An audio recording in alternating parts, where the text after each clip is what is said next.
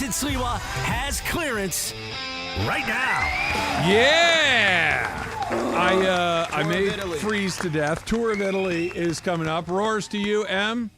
Are you over your Oscar? No, she's not over feelings? It, bro. Are you She's just good? getting started. It's an evolving feeling about it. Okay. And I think generally the nominations didn't change who's going to win. So I think that's the end-all be-all of it all. Time hasn't healed anything. You're preoccupied with Olive Garden. I'm preoccupied with Olive Garden and the absolutely terrible movie that I saw We'll get to yesterday. that because you said something that I've laughed at a few times since then that I really like. So we'll get to that. Buenos dias, Jorge.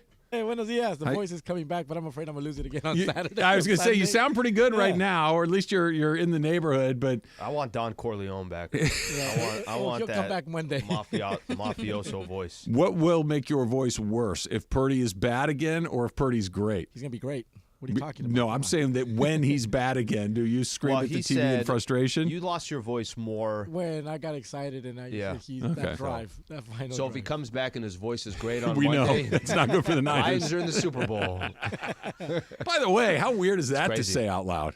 That's the crazy. Lions are a game away from like the Niners in the Super Bowl, and I hate to say this as a Rams fan, that just okay. Of course they are. They're the 49ers. They go to the Super Bowl all the time. They were in the NFC Championship game last year. Right. And my entire life, the 49ers go to the Super Bowl a lot, right? They through the 80s and the 90s, and then Sure. this iteration, Good franchise, they yep. go a lot. The Lions? Remember preseason? We saw the graphic, and it said Lions 20%, and I was like, you guys really believe the Lions are going to be there? And look at them now. Here And they you know are. who else was Jeez. right about that? The Cowboys were on there, and I was like, the Cowboys aren't going to That's do right. anything. Nope. And I was right. Nope, you were right about that.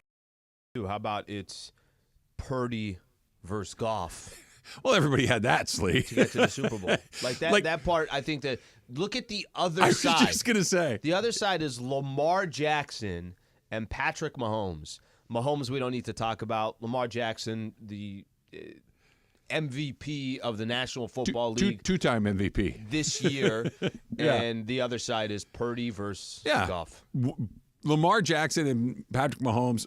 But that's really the AFC. Patrick Mahomes is already in the Hall of Fame. He doesn't need to do it. Yeah. He's in. No matter what happens from this point forward, Patrick Mahomes is in. Lamar Jackson might be in. 2 MVPs, that's a pretty good resume to I go think into the Hall of Fame. at least getting to a Super Bowl will help him with that. For sure. Jared Goff has a lot of work to do to build a Hall of Fame resume. Brock Purdy, even more. Listen, this is what the NFL does. I don't have a dog in the fight. I'm just looking forward to watching these games. I'm passing by Greg's office. Cap is there too, and I'm like, fellas, noon Sunday. How good is this going to be? Ravens and the Chiefs, and it's already kind of I starting. know you don't have a team. Are you pulling for somebody? Because inevitably you turn on these games and you start watching, and even if you say I don't care, you find yourself end up rooting for pulling one for team or somebody. the other. I think I'm going to find myself leaning towards Baltimore. I want to see Lamar get to. I want to see Lamar get to a Super Bowl. But I'm going to. Why was I not? I was watching the Chiefs and the Bills, and I got nothing against Josh Allen. I got nothing against the Bills. I've told you before, I like going for the underdog. Part of me was like, yeah, nothing's happening. Mahomes is going to win this game, and I was enjoying Mahomes do what he does. I see. I'm the opposite, right? I like excellence. I like history. I like to watch. I liked watching Tiger Woods demolish everyone else in golf. It wasn't who's going to win. It's how many is he going to win by. I love that because you're watching one of the best ever to do it. That's the Mahomes factor, right? That once the Rams were out, I want to see Mahomes do it again. I want to see if he can start to run down Tom Brady, run down some of these other great players along the way and put together a resume. Because, look, here's the deal. How many more years is Patrick Mahomes going to play? 12, 13? Like, he's got a ways to go. 28? Something like that. Yeah, so if he plays till 28. 40, like most of these guys do now, then he's got a ways to go. You're not going to see another guy like this. Like when Brady was done, you're like, oh, you're not going to see another. No. There's one right there. He's standing right there. He's already on his way. Well, it doesn't crazy. happen like 12 that. years if we'll have somebody else that's coming right Maybe. behind Mahomes. I hope so. Who knows? Because that's what the NFL does is that the engine keeps rolling. What's crazy, he's got such a long way to go, even after everything that he's already done. Yeah, Think about where Tom Brady Oh. is. 10 Super Bowls. And that's what I'm saying. Like it's insane to me that. If he stopped playing today, he's on a very short list of quarterbacks that have won 2 Super Bowls. Yeah. If he wins 1 Super Bowl, well, now he's on a It's on very, very short count list. them on one hand. Count him on one hand. Yeah. And he'll be 28. With a legendary Hall of Fame coach. Yeah. And he doesn't appear to be one of those guys that just gets like, okay, look, I don't know, several billion reasons I would not be a good professional athlete. Among them, I stink. But near the top of the list is the second I got it, I'm like, yeah, man, let's go party. Let's go do some fun stuff. Let's go to the beach. Let's go on vacation. Let's go get after this a little bit. Yeah, the moment I sign a $100 million contract, I'm waiting to get fired. Dude, I'm Derek Coleman. I'm done here. Remember, I think it was Derek Coleman that he signed that huge deal. I think it was with the Nets, the New Jersey Nets at the time. Mm-hmm. And he just basically stopped showing up at practice, and they kept finding him. And he just wrote him a blank check and just said, fill it in at the end of the year. I don't care. like that is, like I've said, my goal in life is to get to the point where I can say no to whatever I want. I just have this on my reel here. So I just basically am. Olive Garden is just playing over and over again. Just playing. Can I make a prediction? Yeah. It's not going to look like that. What are you talking about? No, this is a special Olive Garden. It's the glass Olive Garden. Okay, my bad. All right, just keep playing. Yeah, it does not look absolutely delicious, guys. Em, do you know what you're going to order, or is this like a game time decision? I do think that I know what I'm going to order, but I think I might keep it close to the chest. Emily's the queen for lunch today because she won our NFL picks that we do every Thursday. We all got a pony up, and she picked Olive Garden for very specific reasons that are important to her, other than the fact that it is the most authentic Italian you can get, and when you're there, Sicily. your family. When you're there, your family. Right? La Familia. So all you need to do today at lunch is just show up, sit down, and we're going to become servers while we're there. Emily, can we get I want her to do this a few times. Yeah. Yeah, just got to twirl her finger in the air like, you know what? Another round for the table. Another round of breadsticks. Yeah, another round of breadsticks. Hey, that Zuppa de Italiano or whatever it's called. Zuppa Toscana, come on. Close enough. Zuppa Toscana? Yes, and honestly, Travis, I think you'll fall in love with that soup. I'm going to try it. It's going to happen. And you can make it at home really I'm looking up the Yeah, that's another thing. Because I've made that at home multiple times, and it's one of my favorite things. So, yeah, and we're going to get the rounds of that salad getting going. Just when you think He wants the donuts. Just when you think you're full, the warm Italian donuts with a cup of coffee. That sounds really good. It does. It does. Yeah. The donut, coffee, sure. I don't even like donuts, and that sounds good. Yeah, and that's with 7 pounds of lasagna in my stomach already. That may be an issue for the rest of you. That will not be an issue for me. Well, I have a strategy. We'll see how it goes. You're just going to get you're going to have half a breadstick. No, I'm going to eat. I'm going to eat lunch. A garden salad. I'm going to probably have some garden salad. But that won't be the only thing. And then we're going to have to get that cheese sauce with the bread, too, because my cousin introduced that to me when we went to Olive Garden last time. Cheese sauce. Yeah, the cheese sauce is fantastic. You dip it in every time. It's great. My stomach already hurts. White cheese. Cheese sauce with bread? Well, yeah, sure. I mean, have you ever dipped a piece of bread in liquid cheese and said, that sucked? Never. That's never been said in the history of the world.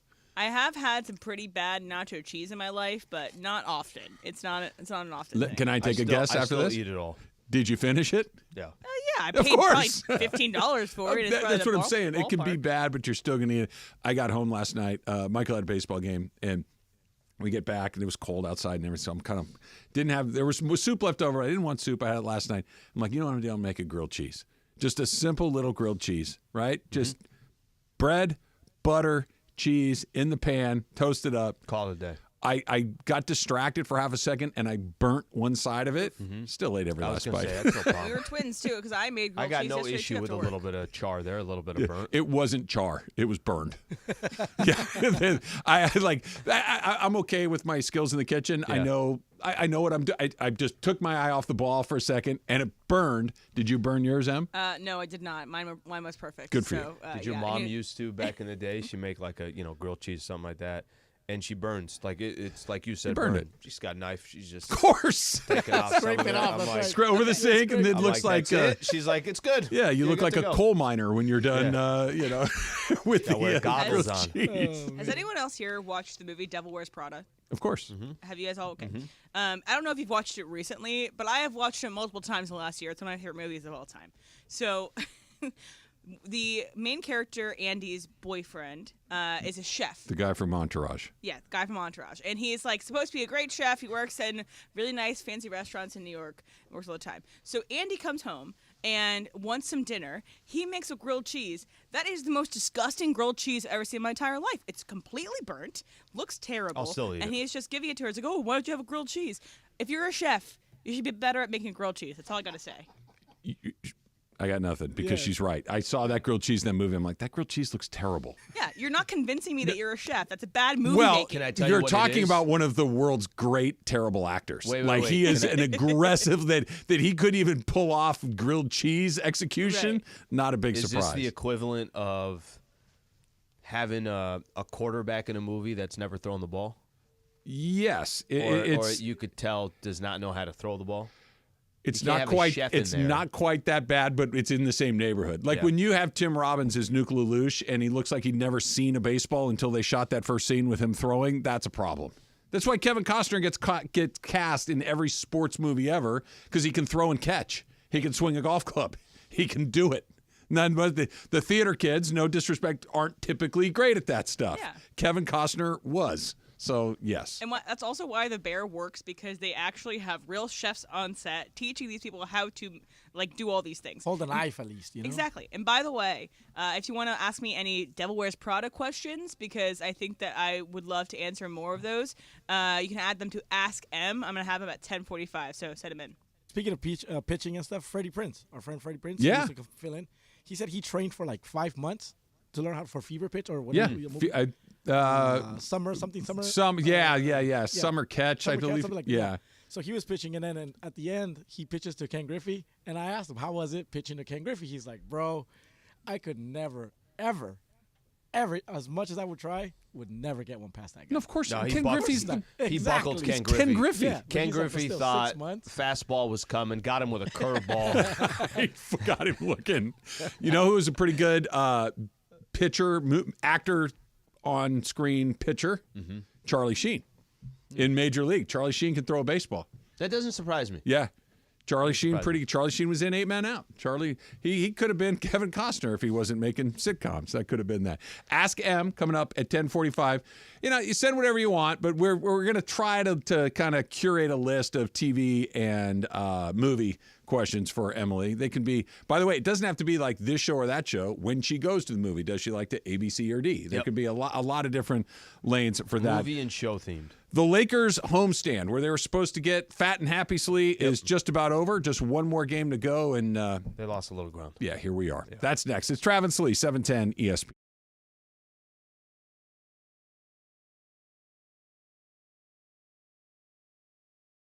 Hey, John Ireland here, and I'm at my local Ralph's in front of the BB-Go display, and here's why.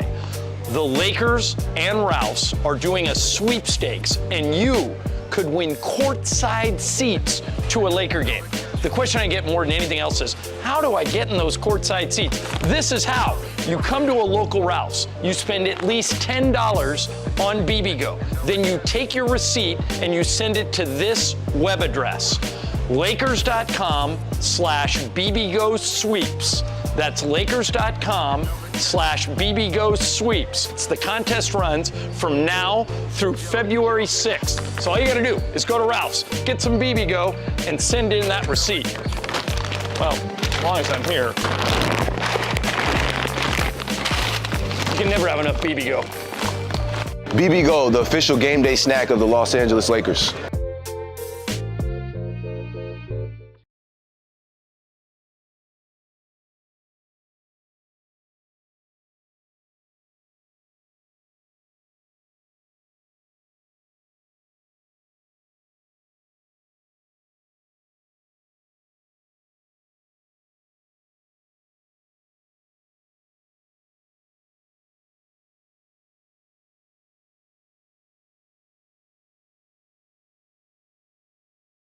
All right, guys, it's officially back. Fifth Row Fridays presented by BB-Go. That's the official game day snack of the Lakers, by the way. And this is the best thing we give away. Fifth row seats to a Laker game. How many times do people come up to us and say, hey, Give me Laker tickets. Yes. We don't have them. I don't even have them, but you can win them if you listen every day. And these seats are better than the seats that you and Michael have, right? 15 rows better. Yeah. Michael and I are like row 20. So here's how you win.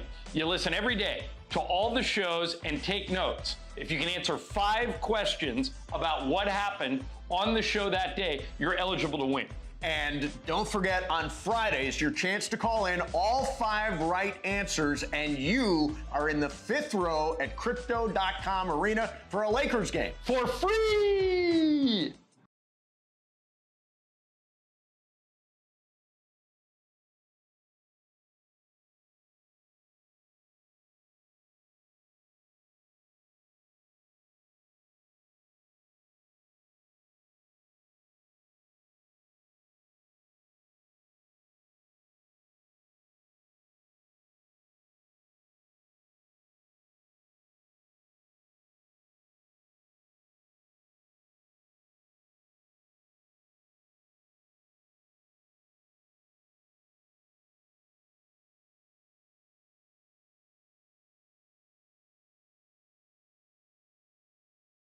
Hey guys, Cap here. I'm out at Yamavant, the 909 with the Bud Light girls, and this upcoming Sunday, it's Championship Sunday. We're going to be here all day, so get on out here. Let's watch the championship games, the AFC game, the NFC game. We're going to find out who's going to the Super Bowl. Me, you, the Bud Light girls here at Yamavant, the 909.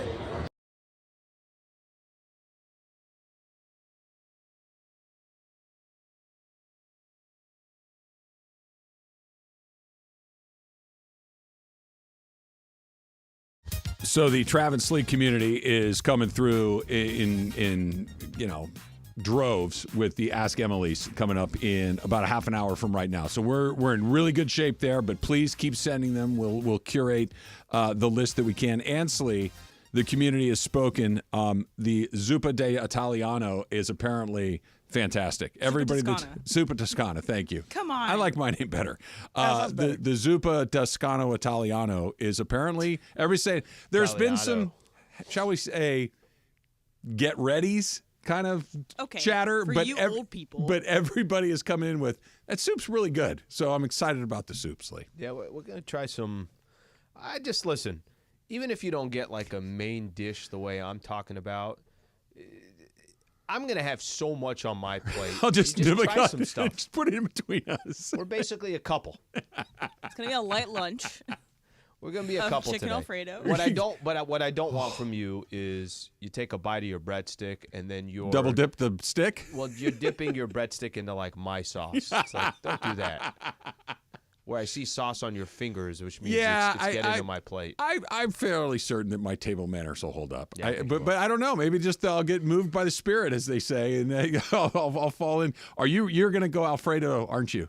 No, I'm not gonna go Alfredo. Alfredo's my typical choice. Okay. But I think I might go for the shrimp scampi. I do Ooh. like that. It's a little lighter. Okay. So it leaves more room for the donut at the end. Sure. And yeah, no, I like the shrimp scampi. Because if you had Alfredo, you're basically taking a 6-hour nap when you get home. You might just shut it down for the night, and we'll see you tomorrow morning. I right? do have trivia tonight, so that's the only thing I have to get up for. She's going to come in with a Parmesan cheese hangover to trivia. Like, what, Em, everything all right?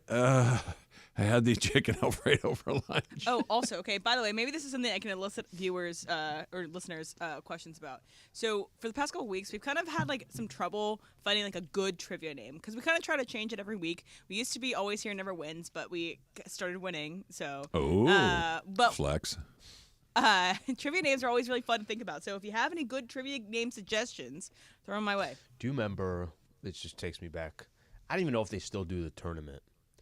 Do you remember there used to be the Over the Line tournament In San Diego. In San Oh, Diego. yeah. Yeah, for sure I know it. It's funny that you instantly know I what know I'm talking exactly. I know about. exactly. It was a huge deal. Huge tournament. Yeah. Mission, I want to say it was in Mission Bay. I believe and Something like hundreds, that. if not thousands, of teams.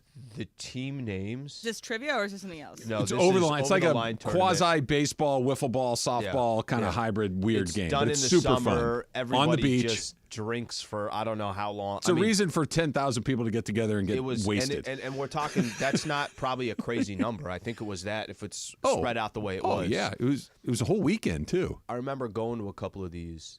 the team names, like you didn't even care what was happening. Most of them were pornographic. The dude who had the microphone, okay, and he was saying it as if, let's say your team name was Thick Van Exel. Thick Van Exel. And he would pretend like it was kind of like a broadcaster voice, but it would be the most obscene names that you can possibly think of. Yeah. That was part of the allure of the whole thing was nobody cared about it. They were just drinking, and they wanted to just get their team. If you had a good team name, all of a sudden, like, everybody's watching your squad. Yep, that's There's an art to it because you can be like obscene and everyone's like, okay, you're No, just they were going for like the creative low-hanging as fruit. hell. Right? Yeah, They so were very creative. I think the funnier, the best names are ones that aren't obscene but are like topical Of or course. funny. But then occasionally an obscene ones like that, and that's pretty good. So The Simpsons, as they always do, nail this. When Homer and his pals put together a barbershop quartet, Seymour Skinner says to the group, we need something that's funny at first but becomes less amusing the more you hear it. And they go, well, how about the B Sharps? They're like, yeah, and they all laugh. It's one of those, yeah, that's pretty good. And you hear it the second time, you're like, that's really stupid. That's these were more profane, obscene. A little different. Obscene, maybe not, well, pornographic's right. Obscene, I think is the lane. Obscene is probably the right one. I don't think there was any rules against it. So you could literally have any. No, there weren't. Literally anything. You can't. I think that's part of the you can large do that reason anymore. why the event doesn't exist in the way that it used to. Lakers lose to the Clippers last night. I said to you yesterday, Slee. Yeah. If they win, everybody's like, yeah, cool, whatever. You're still 500. Make a trade. If they lose, which they did, it'll be like, yeah, you need to make a trade. This isn't even the team. So they lost. They need to make a trade. And I was looking at the schedule this morning because I'm like, I wasn't quite sure how many more games they had in this homestand. And I'm talking this chunk of entire month of January. 11 games, the month of January, where they've all been at Crypto except for one game. They had to go to Utah for one game. Everything else has been a home game for the Lakers or a road game against the Clippers. Yeah. That's what they've had. They're 5-6. They were supposed to stack some money. They were supposed to put some money in the bank. They were supposed to get on the right side of 500, get above the line, to blah, blah, blah, blah, blah. They haven't. They're 5-6 in those 11 games. One more tomorrow night against the Bulls, which, the Bulls aren't a terrible team. They could be 5-7 through those 12 games. The longer it goes, the more I'm certain that this is just a 500. They're not bad, but they're not very good either. Yeah, listen, and I don't think we have to look at yesterday's game to change our opinion on anything. And did the Lakers fought? Yeah, they fought. They fought without LeBron James. They couldn't get a defensive stop if their life depended on it. I think the Clippers had 77 points in the first half, shot almost 60% from the field, almost whatever it was from the three-point line, over 50%. But I don't think that was going to change your opinion on the Clippers. I keep going back to one thing, at least for me. You can't play 40-plus games and not have an idea of what you are. We have an idea of what they are. We do. This team, they're average. Every single night tells us that they can lose to anybody. They could be in some of these games against anybody. They're not consistent. I think the month of January, the way they started the month, you remember they started the month, they played Miami. Without Jimmy Butler, they lost. Then they lost the game against the Memphis Grizzlies. So right out the gate, it was that was when the Darvin Ham stuff popped up. Chatter was very loud. Yeah, it was very loud. And I think as we watch this team on a night in, night out basis, the question's going to be is, can you fix it? Because I think internally with what they have, nobody. We talked about this in the beginning of the week where it was there are a lot of people that still think, hey, look, if the Lakers just get in the playoffs. You got LeBron and Anthony Davis. Can you go make a run?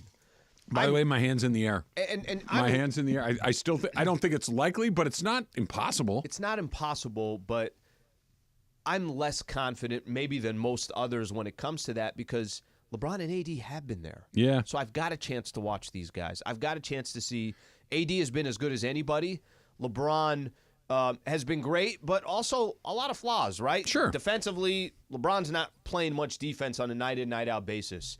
And I think this team, with how inconsistent their role players are, there's the month of January, if that was supposed to be the month that you gained ground and you're actually a game below 500 and you're about to, after the game against Chicago, go on a 6-game road trip where you're 6-14 on the road, can't we be sitting here before the deadline comes and if the Lakers are 500 by the time the deadline comes, it almost would be a little bit of a surprise with the way that they're playing. Yeah, the trip that they're going on, they're not. I mean, it's kind of a mixed bag. There's some good teams in there. There's some mediocre teams. They play Golden State, Houston, Atlanta, Boston, the Knicks, and the Hornets.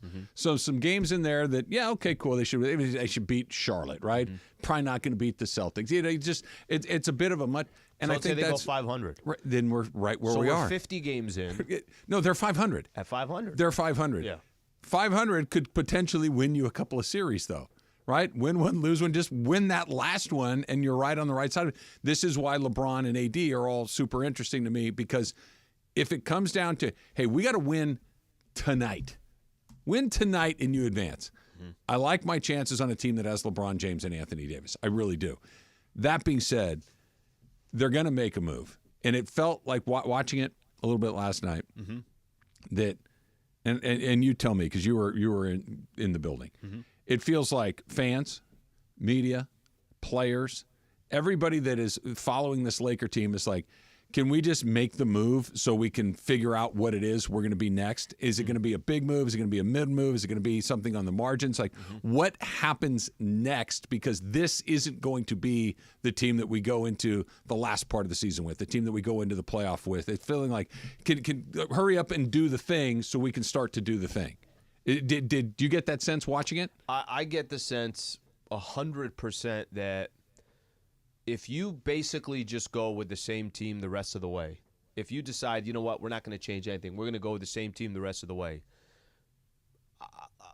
I think that's representative of conceding the season.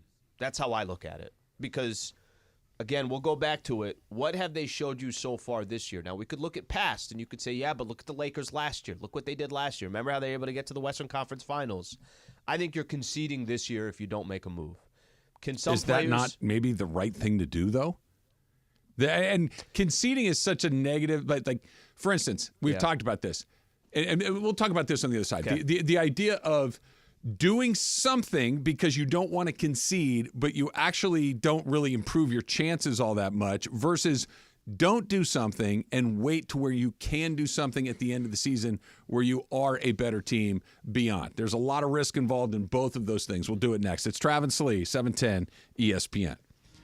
Top drivers of the NASCAR Cup Series and Mexico Series, they will be racing at one of America's best venues, surrounded by the best in entertainment. It is going to be, as always, the best. The Busch Light Clash at the Coliseum coming to L.A. on February 4th. You can get your tickets right now at NASCARclash.com, and you will have a good time. I guarantee it. You never have to miss a moment of LA's mega sports station. Get the all-new ESPN LA app. Just search ESPN LA in your App Store or Google Play. Download, tap, and bam! You got 710 ESPN in the palm of your hand. Art, sound, and sensory overload. Tool 2024. Hey guys, Cap here. I'm out at Yamavant, the 909, with the Bud Light girls. And this upcoming Sunday, it's Championship Sunday. We're going to be here all day. So get on out here. Let's watch the championship games, the AFC game, the NFC game. We're going to find out who's going to the Super Bowl. Me, you, the Bud Light girls here at Yamavant, the 909.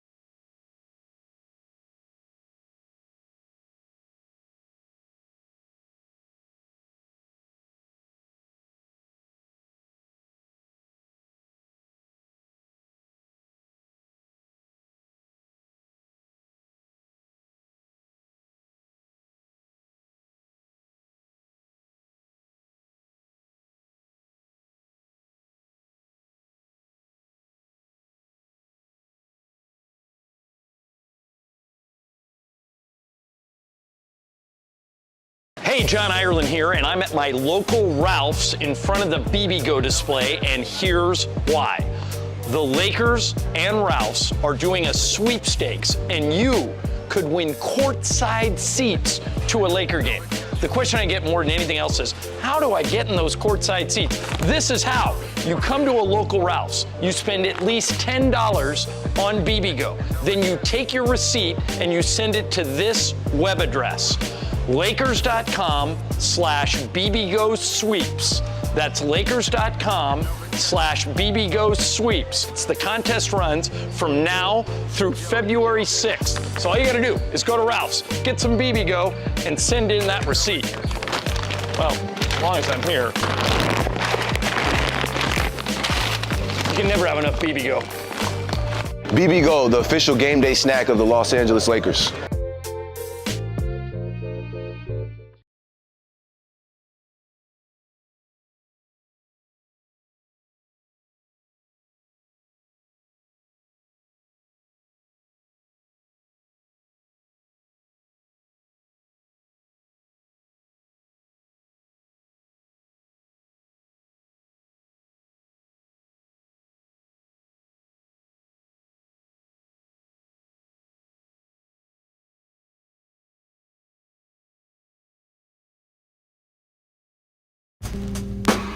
You should have tried to crash anyway. Slee and I were talking about him trying to go get a cup of coffee, and you got stoned at the door? Well, it was Berg that got stoned. Oh, okay. Yeah, Berg, yeah. He tried to go to Italy, I think a couple times a year. Think about this. The beautiful JW/Ritz. Ritz Marriott. Nice here. place. Nice place. Couple times a year, there's a buyout for the entire thing. It's pretty tall. Like the whole thing. You know, it's got to be 25 floors? Oh, more than that. Because I think the residence. Some are residences, yeah. Residence, I want to say, starts after like 25, 26. Okay. And it goes up. They just buy the whole thing. And See? then they have a security guard at the entrance that if you want to go get, your illy, your cup of coffee, they're like, yeah, wait till Wednesday, brother. Not today. If you're not wearing a suit, you're not getting coffee. 'Cause that's what they're doing. Everybody walking around with a suit. Yeah. It was a white guy in suit convention yesterday outside. Alex downstairs and I were talking. I'm like, what is this? Just white guys in suits day? Like, it was nothing but white men in suits. I'm like, So, what? Oscar? Finance, real estate. Oscar voters. This one might Yeah, be, pretty much. because they've had it for years where there's this, and it looks the exact same every single year, and you're like, oh, I think it's this one. I think it's like a hotel owner convention. So owners and operators across the country are coming and doing this, and they just buy it out. Owning a hotel is probably a pretty good That's gig. probably pretty cool. Come stay cool. at my hotel. Yeah. What do you mean? I own it. That's not a bad way to do it. That's just $225 a night, and there's 100 rooms. What's up with Doc Rivers getting the Bucks job and it getting broken by CNN? When did CNN become a Shams Woj competitor? When did that happen? I thought I saw something about it yesterday, but I don't really know the details. So I know you mentioned CNN it this morning. broke the doc thing, but then Mm-hmm. obviously people were like, "Oh, it's not definite yet," and then they reaffirmed it this morning with Shams and Woj. But I thought think Nikki it's because Haley broke it. CNN is in the same parent company as Turner, and that's why I feel like if it's a TNT day, Right. that CNN, Turner, something in there combined have some synergy Yeah, there yeah, or whatever. It's like, honestly, it's like a Disney person breaking something for ESPN. But yeah, I don't know. It was very strange to have CNN be the one to. It is break odd when somewhere I guess this is slightly less odd because CNN is a news organization that they have reporters. They have people that are in the business of collecting information and disseminating it to the public. But it is weird when news people break sports stories or sports people break news stories or whatever it is. Let me You go have back you have here. a great one. So back in 2020, October 2020, I'm actually pulling up the tweet right now. Shams, which we all know, right? Shams Charania for The Athletic. I mean, dude's breaking stories left and right. It's a competition between him and Woj. During the NBA draft, there's a tally of who's breaking the pick first. I mean, it doesn't even matter who gets drafted anymore. You're just looking at these two going back and forth. In 2020, Shams sends out a tweet. It says, President Donald Trump and the First Lady have tested positive for the coronavirus. I'm like, what the hell did Did somebody hack into Shams? Nope. Shams just Yeah, this is not the White House press He's corps. all-knowing. Is breaking news that is going down. He can't That's have amazing. hobbies? That's random. Apparently, I don't think these guys can. My buddy Brian Beckner, who does a podcast, theballerlifestyle.com, he used to come on my Yahoo show, and Brian is neither a reporter nor an insider in these. He's a friend of mine who I find incredibly entertaining, and so I used to put him on the radio, and he would do this thing. Well, I forget the exact order of how this went, but his ex-wife or one of her friends or somebody knew a horse trainer, that had told her the day before, something like this, that the horse that had just won the Kentucky Derby a couple of days before was not going to run in the Preakness. And he's like, and then I'm like, how do you know that? He goes, well, they told me. I'm like, that's real? He goes, yeah, it's real. I'm like, you have to tweet that out, like get that out on the record. And he did, and he was right. Like, he broke Triple Crown horse racing news, a buddy of mine, because his ex-wife or his sister, or I forget exactly what it was. Did it gain any traction? Yes. Did ESPN have to credit Brian Beckner? No, I don't think so, but horse racing places did. It was just such a weird thing where my buddy had like deep insider Triple Crown horse racing news. I'm like, what the hell just happened? I think we'd be surprised that things like that probably happen more often than we think, but they don't know who the hell the person is. So there's, let me use this, it's not the best. Shohei Ohtani, if somebody actually thought Ohtani was going to sign with the Dodgers 1 week before, but I don't know who it is, you don't know who it is, but it's a story similar to this. It's Shohei's barber. Exactly. Perfect. Let's Perfect. just use that as an example. Groomer. No one's Yes. No one's going to look at it, pay any attention to it. And even if he's like, guys, I'm telling you, nobody's going to pay attention to it. And then the moment that it gains some traction, it actually happens, still nobody's going to go look back on it. I think things like that happen. Probably, except for, put it this way, like let's use Shohei, because Shohei's a great example.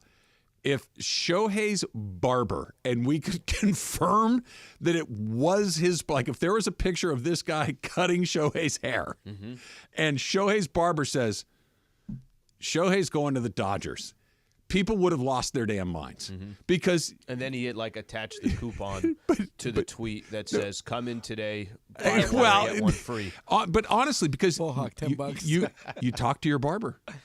Right? You talk to your hairdresser. You talk to people you talk to your Uber driver, right? You have those moments, but yeah, if he promoted a 2-for-1, like, bring in your brother, you get 2 haircuts for the price of one, it'd be like, I don't know, this guy's just trying to sell his barbershop. But if it was just, hey, I'm Shohei's barber and he's going to the Dodgers, I think especially now because it comes from so many different places. Yeah. CNN seems downright normal by now. Breaking the Doc Rivers news. It seems. Also, by the way, being Bob Baffert's hairdresser would be quite the job. If you don't know who he is, Google him right now. Yeah, that's actually a good. Yeah, maybe it was Bob. It was a horse trainer who was dealing with a hairdresser. It was a thing, and he was right, and he nailed it, and he got credit for it. Good hair. Bob Baffert's got great hair. It's all white. Yeah. It's a specific style. Yeah, there's not too many styles of hair that I kind of want to just run my hand through. I feel like there's no. It's an easy. Right through. Clean. You glide. Yeah. Be smooth. Sometimes you get some traffic stops going in there. This one's right in. Yeah, not with Bob. Yeah. Bob's hair was glorious. So back to the Lakers, and do you sit it out? Do you, and they're going to do something, but let's say they do something on the periphery, right? They do something that you get a backup point guard, but there isn't another guy that's going to be in the starting lineup or play a bunch of minutes. It's just a guy that we need a guy to do this one very specific role. Tyus Jones, Andre Drummond is a backup center, something like that. You go, okay, cool, but it doesn't change really the way you look at this team for this season. Is that not a better option if you do not have a move that makes you think, hey, listen, we are somewhere between 2 and 10 in the Western Conference, but it doesn't get us to 1. And even if we somehow shock the world and beat the Nuggets, the Celtics, the Bucks, the 76ers, the Heat, who's ever coming out of the other side, we're not on their level. Do you make a deal just to get from 10th to 4th or 5th, knowing that you can't get to 1 or 2, or do you wait and go to the summer where all of a sudden there's a lot more optionality? I'm going to go back to some that I think we've talked a little bit about before. If the Lakers didn't make a move because they just thought it's not there, it just doesn't make sense for the franchise, I'm okay with that. You know, I now how they're going to sell that to the fan base, probably not going to do very well. How they're going to sell that to LeBron James and Clutch Sports and the fact that LeBron's 39 years old, that's going to be an interesting type of sell. Nobody's telling the Lakers, don't be smart. Nobody's saying don't be smart. But if I'm going to go back to this, if you're telling me, and Michael has said it before, Brad Turner from the LA Times talked about it as well, guys, if they get in a 7-game set, I still think they're dangerous, then I do think that you got to figure out something. I'm going to go back to the DeJounte Murray that we've talked about in the past. Sure. I think DeJounte Murray could be a Laker for years to come, and I'm okay with that. I'm okay with his role with the Lakers. Zach LaVine, I'm not as okay with it. He's going to cost a lot more money. What about the picks? Let me finish this. Zach LaVine's going to cost a lot more money, and I'm not crazy about a Zach LaVine combination for the future as well. That's me personally. Let's say you got to give up one of those first-round picks, but you're getting a player that, again, that you think, I want to hold on to this guy for a number of years. I think that's okay to take that risk. I think that's okay because you're not just talking about the short term. It's not an expiring contract where this guy is only here for the rest of the year. I think there's a scenario where they can accomplish both. If that doesn't exist, nobody's saying just go be, do it. reckless, because I think being reckless is not, obviously. They've been reckless in the past. It's kind of a combination of reckless, aggressive, just we're going to shoot our shot, which sometimes hits. Like last year felt like the move. Like that's that perfect halfway of they got better, but they didn't give away the farm. They got rid of the guy that they felt like they really needed to get rid of. They re-signed all the players. They re-signed guys. Those become assets. They become that's kind of, I think, what in a perfect world is coming. The big name, be careful because sooner than later you're going to have to get out of or LeBron's going to leave, he's going to retire, he's going to go somewhere else. Yeah. The end of that is much closer than the beginning. And you have to, at some point, at least use that as part of your decision-making. Do you know what makes this so much more difficult for the Lakers? They're just not winning games consistently. Yeah. So it's not like they're sitting 7, 8, but 10 they're games winning. over 500. They're not winning games, and it's not because of LeBron and AD. So if you think if I shuffle the deck that's not those guys, maybe we will, because I still have 2 of the 12 or 15 best players in the league. That's why I do think you gotta be active this deadline. I don't want to wait till the summer. Let's put it that way. We have got a lot of Ask Emily movie/film coming up in just a bit. Em, you ready for it? Totally. All right, she's ready.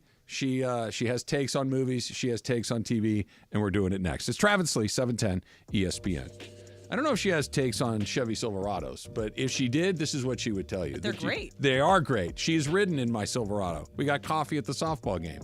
That's the only time she ever agreed to go get a drink or a meal with me. But we took the Silverado, Slee, and the Silverado, of course, is from Rotolo Chevrolet, where they've won Dealer of the Year 13 years in a row. 13 years in a row at being better at it than everybody else. Think about that. They take care of you on price. They got the selection. Whatever you want, they've got it. But you're going to feel good about the purchase. Transparent, courteous, upfront. You don't, is this good? Is this bad? I'm not quite sure. Never at Rotolo Chevrolet. That's why they nail it. Day after day, month after month, year after year. 13-time Dealer of the Year. So if you're looking for that Chevy Silverado or that new Chevy car truck, get on out to Rotolo Chevrolet. Right off the 210 freeway, Sierra Avenue exit. If you can't get there, go online. RotoloChevy.com. ROTOLO, RotoloChevy.com, and tell them that Travis sent you. Sedano and Cap.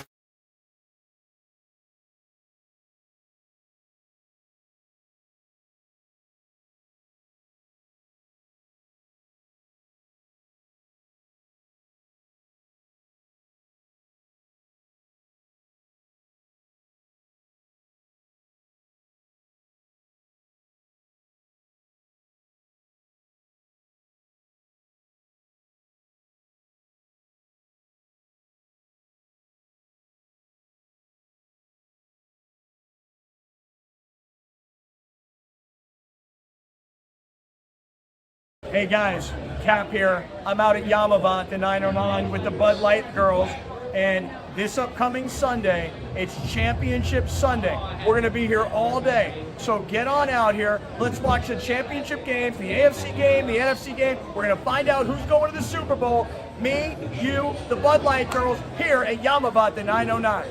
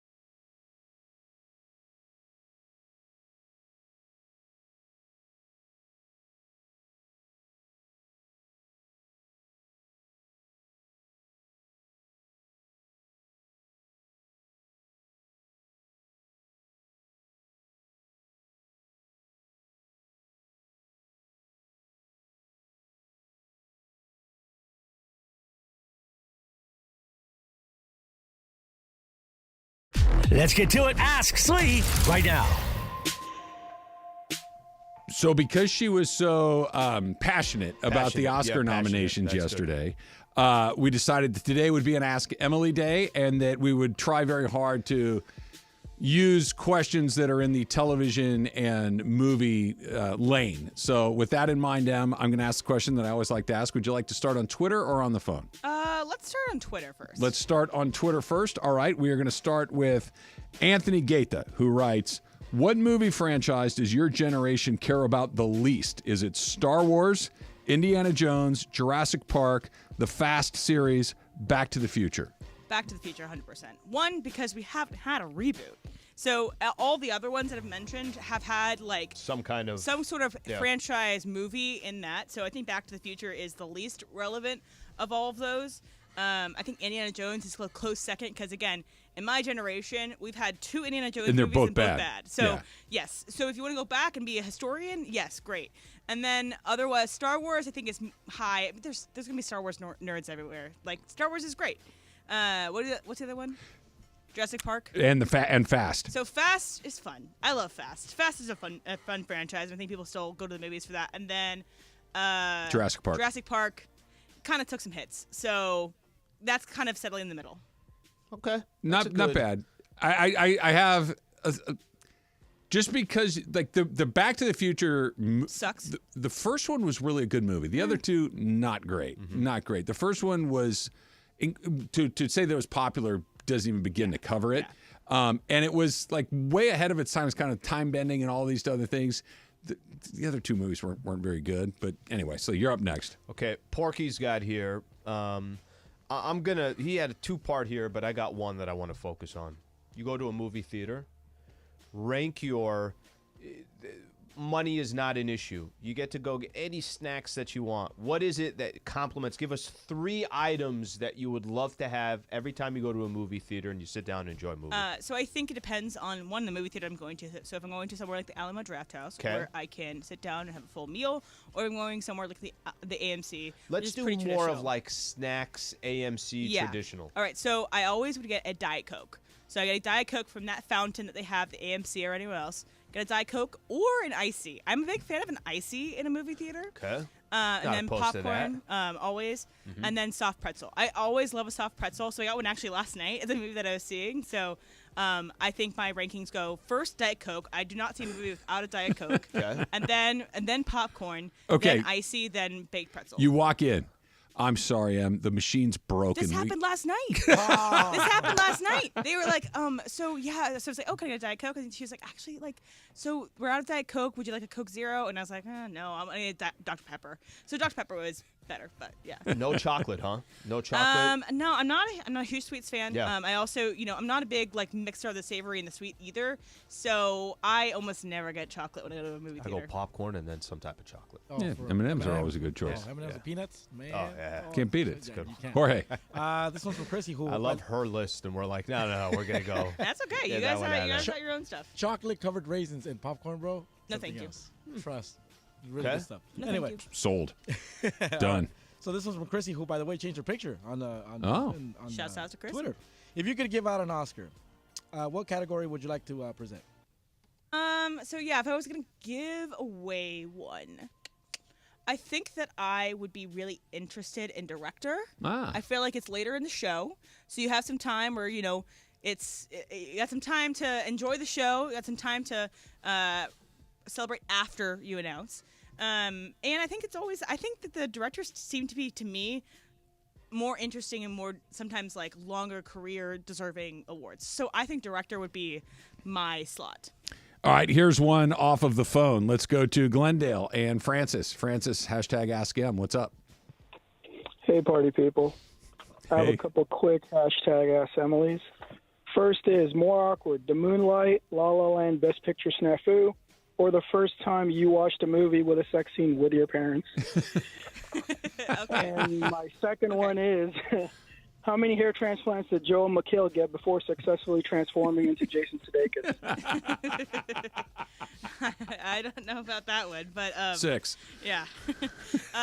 So the first question, which is sex scene with your parents or Moonlight, I think it's honestly probably Moonlight, because I think with the sex scenes with the parents, I had a phone at that point in time. I'm just like texting on my phone. I bring it out and stuff like that. I don't think it's still happening in the room though, right? Like it's still on the screen. Pretend like you're not paying attention. I feel like the Moonlight La La Land snafu really still gets me. I think I rewatched it recently, and I'm just like, that is so embarrassing. How does that happen? It's the importance of font, actually, and having a good graphic design on your thing, because the way that it was designed was it was really hard to read who was the winner. So, anyway.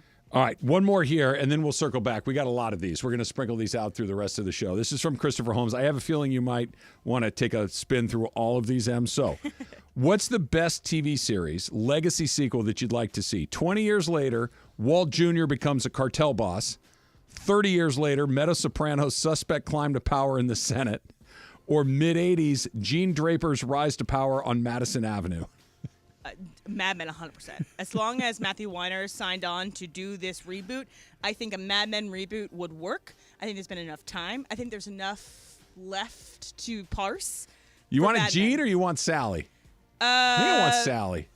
Yes, I want Sally, but I'd settle for Gene. You know, like I think I'd like having like the more female-centric, because for me, the women in Mad Men are really why I'm watching that show. But Well, and she's a good actor. yes, she's also a good actor. So I think that I'd lean more towards the Mad Men reboot, and maybe if I could, you know, again, as long as Matthew Weiner's attached. I don't hate Meta Soprano as her suspicious rise to the U.S. Senate. That would be kind of fun. Yes, because Meadow is interesting. I also think she was recently in a commercial that I saw. But yeah, that would be. They're all great ideas. I think in the right hands for sure. Which one do you want to see, Al? That's more her. I wasn't even. She went on her own thing right there. Fair enough. That's all her. AFC, NFC championship games this weekend, and Patrick Mahomes has a chance to put himself on a list that's got exactly one other person on it. That's next. It's Travis Lee, 710 ESPN. Steve Mason and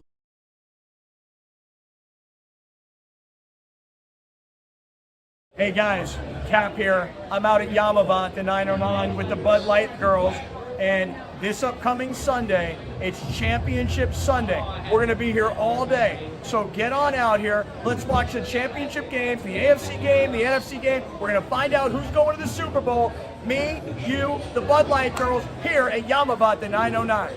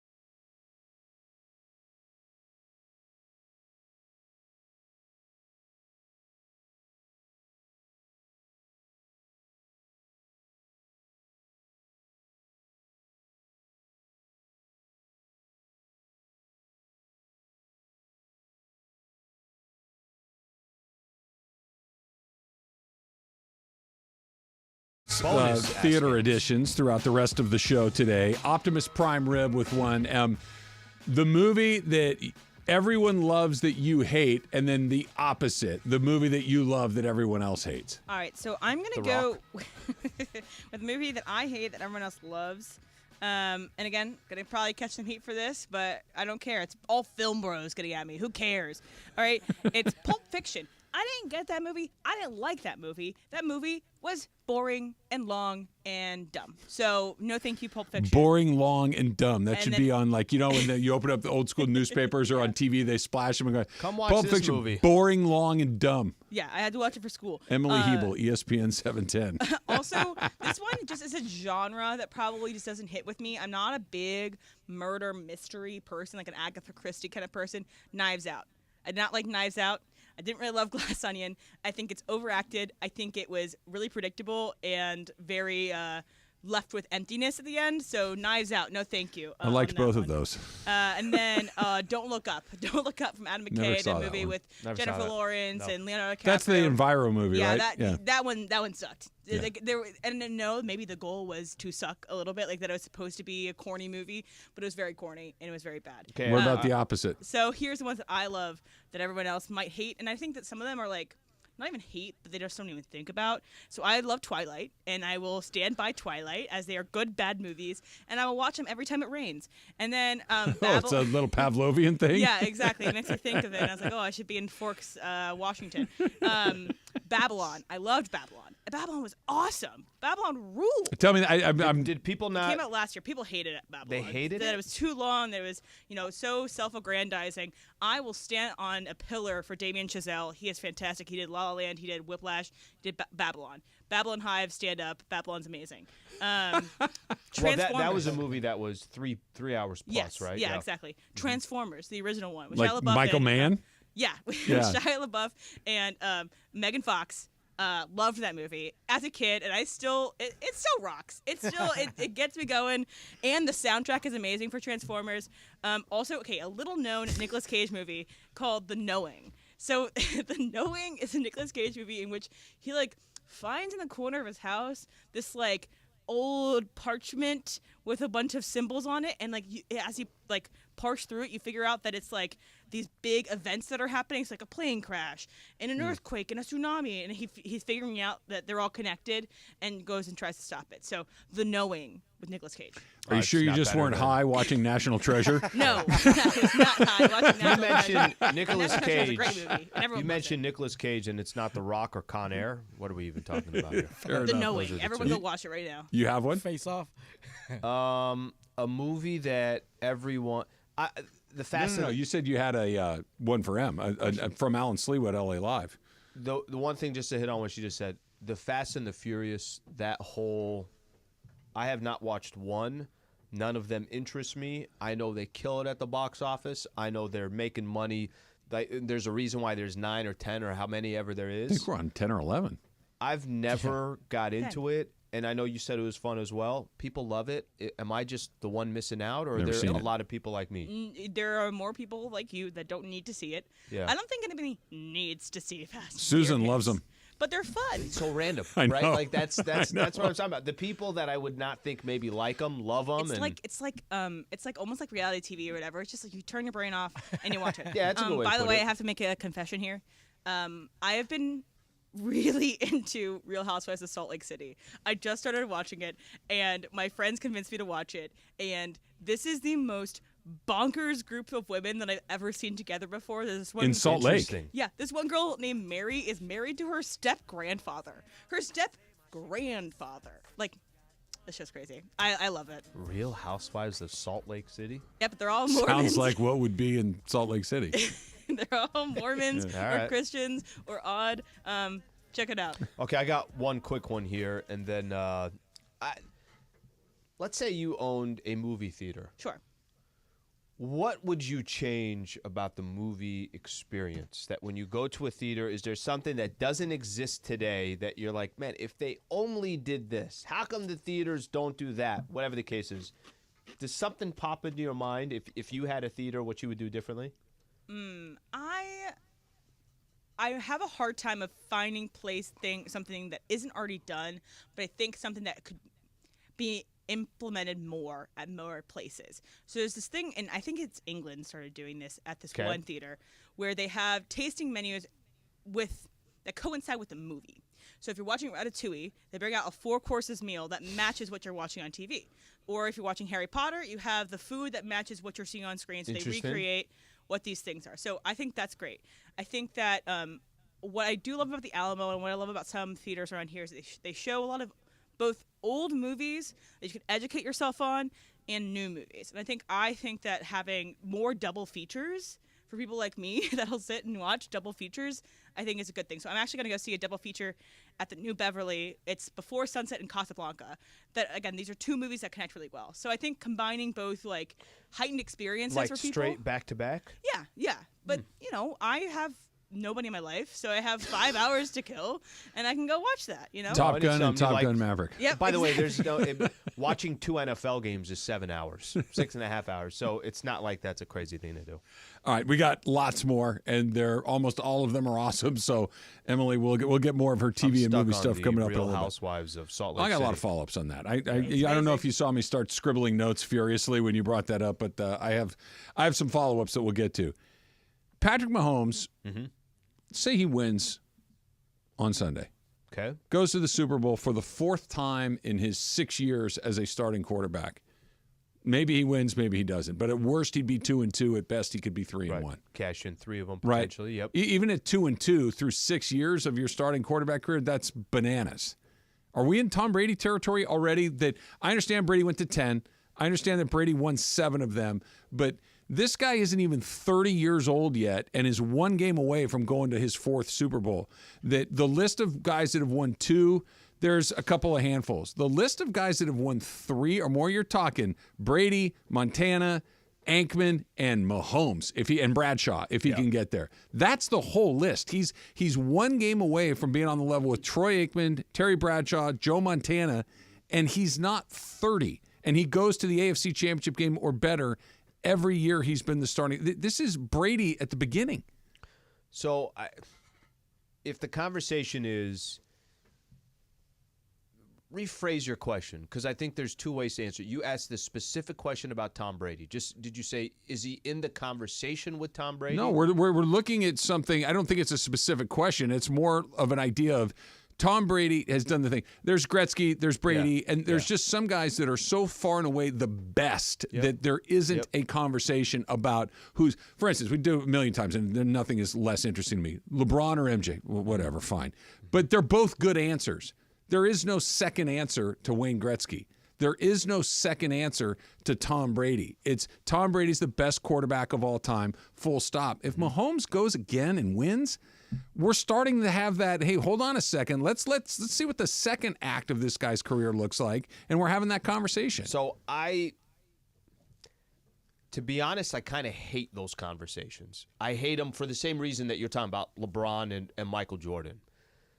I see Patrick Mahomes as his own dude, doing it his own way. You're right, he's only 28. Tom Brady played till he was 45 years old, right? The fact that Mahomes is doing what he's doing this early in his career is special in itself. He'll be virtually halfway there before he turns 30. It's part of the thing that I think is, it's not stupid. This is part of sports. You're going to have these conversations, but it's almost like, oh my God, like the LeBron and Michael conversation. That's a perfect example. Michael Jordan, when he started taking over the league, he was his own identity, his own. You couldn't even really. You had no one to compare him to. That's Michael Jordan. That's the logo. That's the shot over Elo. That's this. That's that. He just created his own identity. Now, if you want to sit here and people are going to say, well, Bill Russell, Kareem Abdul-Jabbar, okay, that's fine. Let people have those conversations. I almost look at Patrick Mahomes similar to the way I was looking at Jordan early in his career. That I thought Patrick Mahomes, or I thought Jordan when he was just kind of starting to, we got his first one. What the hell does that mean? Well, there's 2 in a row. Did Jordan just have a 3-peat, whatever it is? But he's starting to create his own identity, his own brand, and you stop paying attention to who all the other players were. This is one of one. It's Michael Jordan. I look at Mahomes a little bit like that. I look at Patrick Mahomes. I'll give you the example. I had we're texting with a couple of buddies over the weekend, and part of the conversation was about Josh Allen, and Josh Allen's like, oh, this guy chokes again this. I'm like, you know what, Josh Allen is just unfortunate. You got to get through Patrick Mahomes if you want to do anything in the AFC. Patrick Mahomes or Josh this Allen. year. Josh Allen might be that exact same player. Josh Allen might be the guy that it was Karl Malone, Charles Barkley, John Stockton. Go down the list of all the Patrick Ewings, the guys that just never got to win. Why? Because Michael Jordan was in the league. Mm-hmm. And it's not the best comp, but don't you look at Patrick Mahomes? He's 101, right? Like doing what he's doing. Can he potentially, in 5 years, can we say, can you believe Mahomes has been to the Super Bowl 5 times and he's got 3 or 4 or whatever the case? That's very easy conversation. He'll be 33. So he still could potentially have 10 more years in the league. It's special what he's doing this young. I get the comps that people want to make, but I feel like he's 101. Here's where you can compare Patrick Mahomes and Brady right now. They are both inevitable.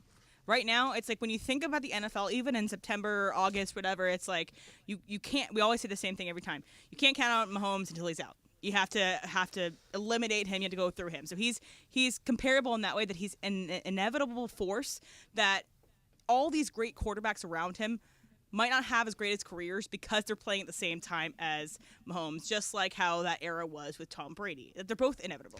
It just, when you look at Mahomes, it doesn't feel like there's anything that isn't going to continue to happen. That as long as Andy Reid is around, as long as he's doing his thing, and as long as he has another special guy on his team, right? He has Travis Kelce at the moment. We've seen him have, but pretty much every other piece of that has cycled through, and we're at the beginning of another cycle. They're going to have to find somebody to replace Kelce, but it doesn't have to be another tight end. It needs to be another dynamic player. Was Tyreek Hill. It could be Tyreek Hill. But I use that as an example, and to go on your point, when Tyreek Hill left, it was like, oh my gosh, he doesn't have the weapons. No, he's fine. The start of the season last year and the start of the season this year at the Chiefs, guys, come on, they're not going to do it.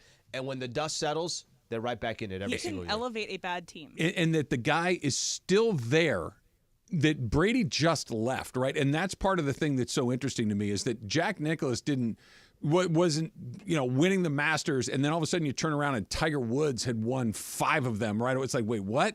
You had to go through an entire generation that Brady just left, and Mahomes, they played each other in a Super Bowl. He went through Brady. That's what I mean. It's like that they overlapped even a little bit like that is bonkers, that it's not a generational thing, that it's happening right now, and this could be his 4th Super Bowl in, that would be 5 years?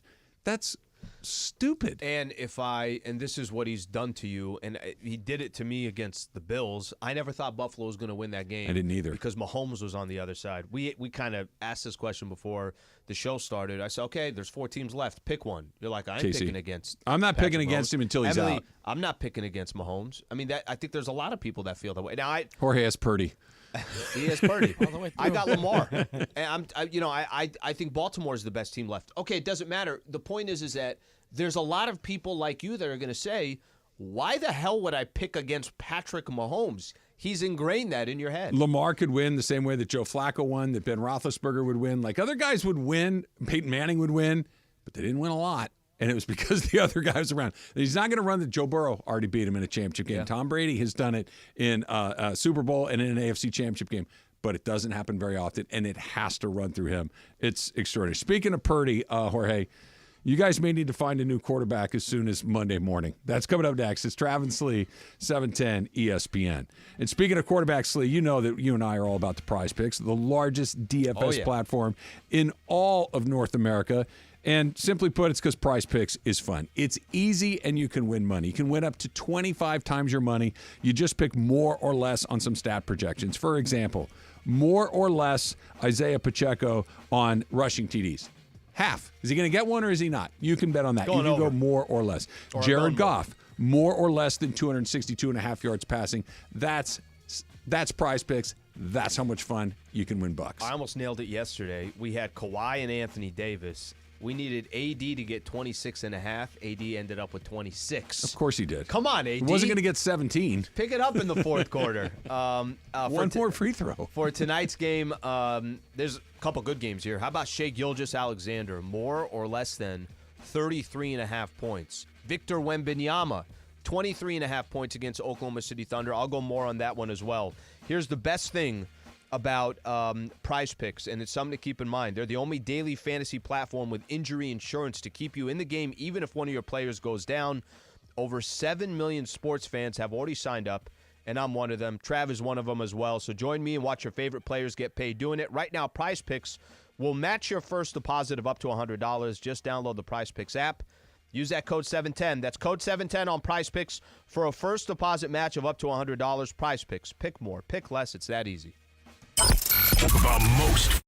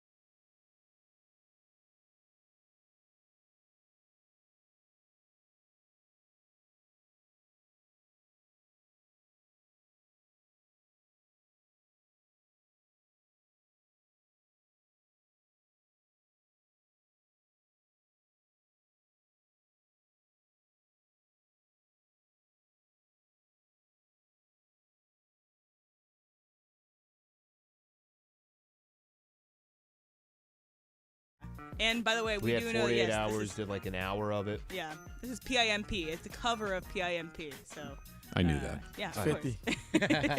but it's instrumental. You've never heard this song? I don't know. Maybe. Yeah, No, I think you've heard I it. heard it yesterday when we played it. I think you've heard it. It's had to play sometime in your You might be surprised. randomly. Maybe. I'm not saying no, but there's a chance that I have not. Like Yeah, I don't really think PIMP is blasting in the Rodgers household. Doesn't No. need to be. It's just very popular song. Chris and I listened to Yacht Rock on the way back from Riviera yesterday, or 2 days ago, I guess it was. I think I'm still trying to de-thaw. Or thaw. You don't de-thaw. You thaw. You thaw. Yeah. De-thaw would be freeze. I mean, the frost. Right? Yeah. Frost. Yeah. It was... I've been cold ever since I got home that night, and I'm trying to figure it out. One more Ask Emily, a little after the fact. If you could introduce a new Oscar category, what would it be? Okay, so there's serious things that I could say. I could say that they can recognize all these areas. But what I really think, especially this year, because we had a very good candidate for it this year, I think there should be a dog category or general animal category. Like outstanding animal performance or pet performance in a movie, because this year Anatomy of a Fall has fantastic dog performer. And so I think they should have an animal section of the Oscars to recognize those animals. They work hard. They get paid. But was it a real animal or was it Andy a real Serkis? animal. Because Andy Serkis can play any animal nowadays. That's true too. Like Planet of the Apes, he plays Exactly. everything. What did you see last night? ISS? Yes, I saw ISS. Oh, no. I'm and by looking the forward way, to that one. everyone getting mad about my Pulp Fiction take, it's like, yeah, you're the problem. You're the reason why I don't like Pulp Fiction. I liked so, it. I thought by it was the all way. right. But you saw, so her review of ISS is not favorable, but she ended Sliwa with, and I thought there was going to be some Planet of the Apes bleep bleep at the end that never showed up. That just has stuck with me. Yeah, because, the movie, before I went to the movie, I could probably tell you everything that happened. I was not surprised by a single thing that happened. None of it was surprising, and none of it was particularly good.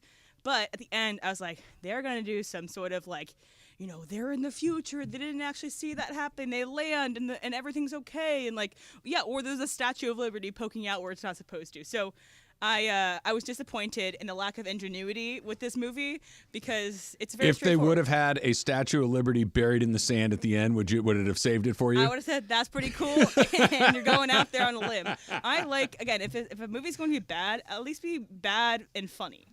And this was neither? I laughed because of how bad it was. Okay. Unintentional comedy. Right, yes, exactly. Jorge, you have a dilemma. Uh-huh. The 49ers are at home. They're the number one seed. Yeah. They have the best players. They've got the most weapons. They've got a really good defense. They're 50-50 on Debo right now. 50-50 on Debo. You have a quarterback problem because your boy Purdy nearly tricked it off last week. He didn't. He saved it at the last minute. He had a really good drive at the end. But let's say for a minute, Al, that the 49ers either have a repeat performance of what was a week ago where Purdy does not look good, but they advance just because they're better. And they catch a break here or there, and they go to the Super Bowl, but their quarterback does not look like he needs to look. Or worse, they lose, and the Lions are in the Super Bowl, which is an insane statement to utter out loud. Do you have to go and change your quarterback this offseason? Do you go? Because Kirk Cousins is an unrestricted free agent. And Kirk Cousins, think about the parallels between the Rams and the Niners. The Rams went to the Super Bowl, were really good, had all of this unbelievable talent all over the field. They had a dynamic head coach, et cetera, but they felt we're not good enough at quarterback. We're good enough to get close to it, even get into a Super Bowl, but we're not. We got to get better there. They went and got Matthew Stafford. Is that not exactly the same thing of making a run at Kirk Cousins if this blows up on him? Jorge, I want to hear from a Niner fan how you feel about this weekend and if that plays out like he just said it. This is how I feel. I don't know about the other Niner fans, but I feel like this guy's in the second year in, right? We talked about this before where he's like, he's got to show us what he's like under pressure. For the first 3 quarters, it looked horrible. It looked bad, and I was, Game on the line, he got you a drive. But he got us that final drive. But it's not just him. Let's take in consideration all those different weapons he's got. Of course. And how they were managed to help him out, bail him out basically. I think with his second year in, the Niners invested in Trey Lance. It didn't work out. Jimmy G took him to the Super Bowl, but it wasn't something that was. Now they're investing in this guy who, in my opinion, for the second year in, second quarterback, the last person to be chosen I mean, Brady got his break too, right? More to the point, maybe they're not investing in him, and that he's so cheap that you don't have to pay. And I don't mean like an emotional investment, an actual monetary investment, because he's a 7th round Mr. Irrelevant. You've basically got a 0 on your balance sheet at quarterback, and you can go pay Trent Williams, Christian McCaffrey, Deebo Samuel, like just go down the list, Fred Warner. You can pay everybody and hope that that's good enough, because Kirk Cousins is going to have to get paid this year. You're going to have to pay him like a quarterback, which means you got to take some of that money somewhere else. Yeah, but this guy's gotten you to the NFC Championship twice. Yep. Okay, so the first one you got injured. Yep. Let me ask the question then. This time, he got lucky? Last week, there were 8 teams left. Where was Purdy in the top 8 quarterbacks that were left? Where was he? So last week, take all the quarterbacks that were left. There were 8 teams still in it. Just independent of their teams, just if you're just picking them in just the quarterback in a draft in the park. Yeah. He's 8th. He's 8th, right? Yeah. Okay, so obviously this week I don't have to talk about it. He's 4th. Yeah. But he was 8th. Okay. The most important position in the NFL is the quarterback position. Right. The 49ers keep knocking on the door. Isn't it just clearly apparent that if they don't get to the Super Bowl, if they don't win a Super Bowl, it's probably going to come down to, well, the quarterback just didn't do enough. If you're in it's the most likely, if you're in, and maybe it doesn't play out that way, but that's the only really scenario that I see. If the Niners don't win the game, okay, you got all the weapons. Was Purdy hurting you? Was Purdy helping you? Was Purdy just... But that's been the case for the Niners this whole time. Like, think about Alex Smith. But that's the whole point of, I think, why he's saying what he's saying. It's Goff then you all over have again. to improve that position because you're not going to be able to win a Super Bowl unless you improve that. And the spot. difference is Goff was the number 1 pick in the draft. Jared Goff was the guy that the Rams, I think they were picking 16th that year, and they moved all the way up to number 1 to get him. He's our guy. Here's the keys. Right, here it is. And he was good, but they clearly felt that he wasn't good enough. And they made a change, and they went and got a guy that was in circumstances where you're like, I think that guy's really good, but he's never been exactly in the right spot. I think we put him here, it's going to pop. They nailed it. I think you can make the exact same case about Purdy, only you're not moving on from the number 1 pick. You're moving on from Mr. Irrelevant. Kirk Cousins with all of this? But and that's look out. That's the only thing that ultimately you thought they might lose to the Green Bay freaking Packers because Purdy wasn't playing well in his spot. If they don't beat the Detroit Lions, or even if they get to the Super Bowl, the Niners are not hey, we got to the Super Bowl and that was a great year. The Niners, they're trying to cash it in right now. You can't be any more all in than the Niners are. And if your quarterback is stopping... Would Cousins not make them more all in? It would make them all more all in, but wouldn't you also feel more comfortable that Kirk Cousins gives them a much better shot of winning a Super Bowl than Purdy? Oh, sure. Of course. So I think that's the question. These next 2 games... Isn't Purdy playing for his future with the San Francisco 49ers? The fact that they were as aggressively pursuing Tom Brady as they were, as recently as they were. Do you think John Lynch is scared of making a move of saying, okay, guys, we tried this. This has happened a couple years in a row where we haven't had the quarterback to get us there. If you don't go fill in that position, what makes you think it's going to be any different next year? But even the players back him up. You know, like, that's our guy. Like, is that just what are they supposed to say? Like, you know what I'm saying? You're not supposed to say our quarterback is leaving us behind. Listen, he could shut us all up. Because Purdy was Yeah. also in the conversation for MVP chat. Which is lunacy. I agree. I agree with you. But he could shut us all up. Go have a good game against the Lions at home. It's not like you're taking on. It's not like you're going up against this. You know. I don't know if he shuts us up. He wins, right? wins. Like they win the Super Bowl, and they're not going to change it at that point, obviously. But he will be more of a Trent Dilfer, Brad Johnson. But that's okay. Just don't lose the game. I'm saying that, but That's it's not okay. like we change our opinion on him. We change our opinion on that He's it worked. a manageable. It's good enough. But if you can be a quarterback that manages a game and still end up winning a Super Bowl if all the other pieces are there, what you can't be is, I don't think they're going to win because of him. And that's what he was against the Packers. And that's kind of what Jared Goff was. And that's kind of where they are. So and now one of them will be in the Super Bowl. Crazy. I was not covering sports in the time of early Brady, okay? So I have no idea the context of how you talked about Brady in those first 2 years. 'Cause, right, he almost lost his job after that first Super Bowl, right? So just to give you the 30-second version of this, Drew Bledsoe got hurt against the Jets. He got knocked out. I believe Mo Lewis. And that's where all the money was, right? It was Bledsoe. They just re-signed him. They'd just given him all the money. Drew Bledsoe had taken the Patriots to a Super Bowl. Right. Brady comes in, and it's really good. Yeah. And Bledsoe was down for a while. He continues to play. he's really, really good. We're getting closer to the playoffs, and Bledsoe's ready to go. And Belichick, in the biggest you-know-what call of all time, says, I don't give a damn. I'm riding with this guy. So were the Patriots winning because of Brady or because of the team that they had around him? Both. Okay, so I think that if, fast forward down the line, and if we change our idea about... And then the refs got involved with the tuck rule. Right, obviously. But, Purdy could just develop into a better player. But I think the whole line of, if you pay Kirk Cousins, you can't pay everybody else. I don't really know about that. I feel like NFL owners can make things work if they want them to work. And if the most important position is your quarterback, I mean... Let go of Ayuk. Okay, you have Deebo Samuel. Let go of Deebo, you have Ayuk. Yes, you can have both for a period of time, but eventually you can't have both. Eventually the bill comes due. But the Rams had all of it for a period of time, and then they went 5-12. And then they had to rebuild it this year, and they've got it flipped around as quickly as they could. But if he loses, I'd be really surprised if he was their quarterback next year. I really would, because everything else is right where it needs to be. And, oh, by the way, if they lost again, the bloom on the Kyle Shanahan rose would be a little different. It's like, dude, why do you keep missing here? And he would have the move of, guys, look at my quarterbacks. Give me what you gave Sean McVay. Give me a guy that's a legit guy. And they want him, and I'm going to go punch my ticket. I can almost guarantee it. Can I play out one more scenario? Let's say they beat the Detroit Lions, and then you just lost to Lamar Jackson or Patrick Mahomes. How does he play? He doesn't lose you the game. The guy is... You run it back. That's what I was going to say. There is a scenario where Purdy's still the quarterback, but it can't be coming off... just the way it happened in the first playoff game. They're so fortunate to be playing this Sunday. Fact to Cap coming up next. It's Travis Lee, 710 ESPN.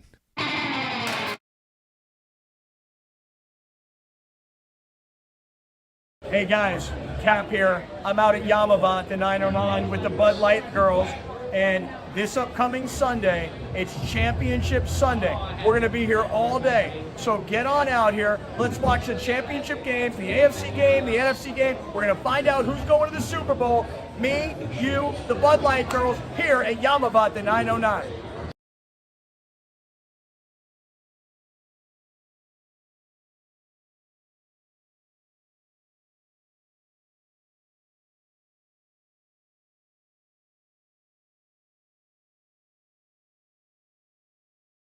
Hey, John Ireland here, and I'm at my local Ralph's in front of the BB-Go display, and here's why. The Lakers and Ralph's are doing a sweepstakes, and you could win courtside seats to a Laker game. The question I get more than anything else is, how do I get in those courtside seats? This is how. You come to a local Ralph's, you spend at least $10 on BB-Go. Then you take your receipt and you send it to this web address. Lakers.com/BBGO sweeps. That's Lakers.com/BBGO sweeps. It's the contest runs from now through February 6th. So all you got to do is go to Ralph's, get some BB-Go, and send in that receipt. Well, as long as I'm here. You can never have enough BB-Go.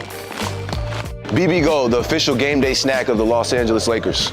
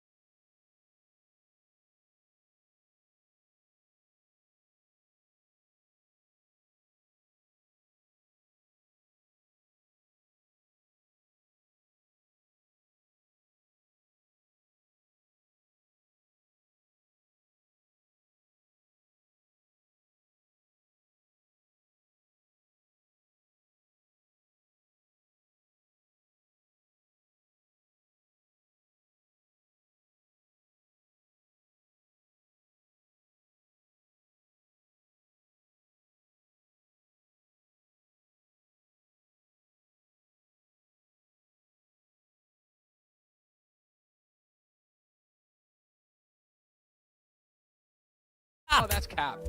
That's so cap, Dad. Everything I've said is a cap, but I'm going to go fact. First of all, it's not a cap. It's No, it just is a cap. Welcome to Factor Cap. Hey guys, I want to give a shout out to Albert, whose birthday is today, who brought in some pastries, some lovely things for us to share. We from had Paris no Baguette. idea we started, and we were having like a conversation, like we're at a poker table. Yeah, Paris cards. Baguette's always great. So thanks, Albert, for Thanks, bringing us Albert. in. Yeah, Happy really birthday, man. Thank you. Happy birthday. Albert. It was really good. All right, so this popped up on Twitter yesterday. So 24 years ago today, Ricky Prohl got the catch for St. Louis on January 23rd, 2000. And I'm just going to play this one part of it where you might hear a familiar voice. Just as that thought came into my head, I see Kurt loft one over to the corner. Well, here's Isaac and Torrey looking at it. And there's Marshall out of the backfield looking at the pass, and I'm like, well, he's throwing it away. It's going to no one.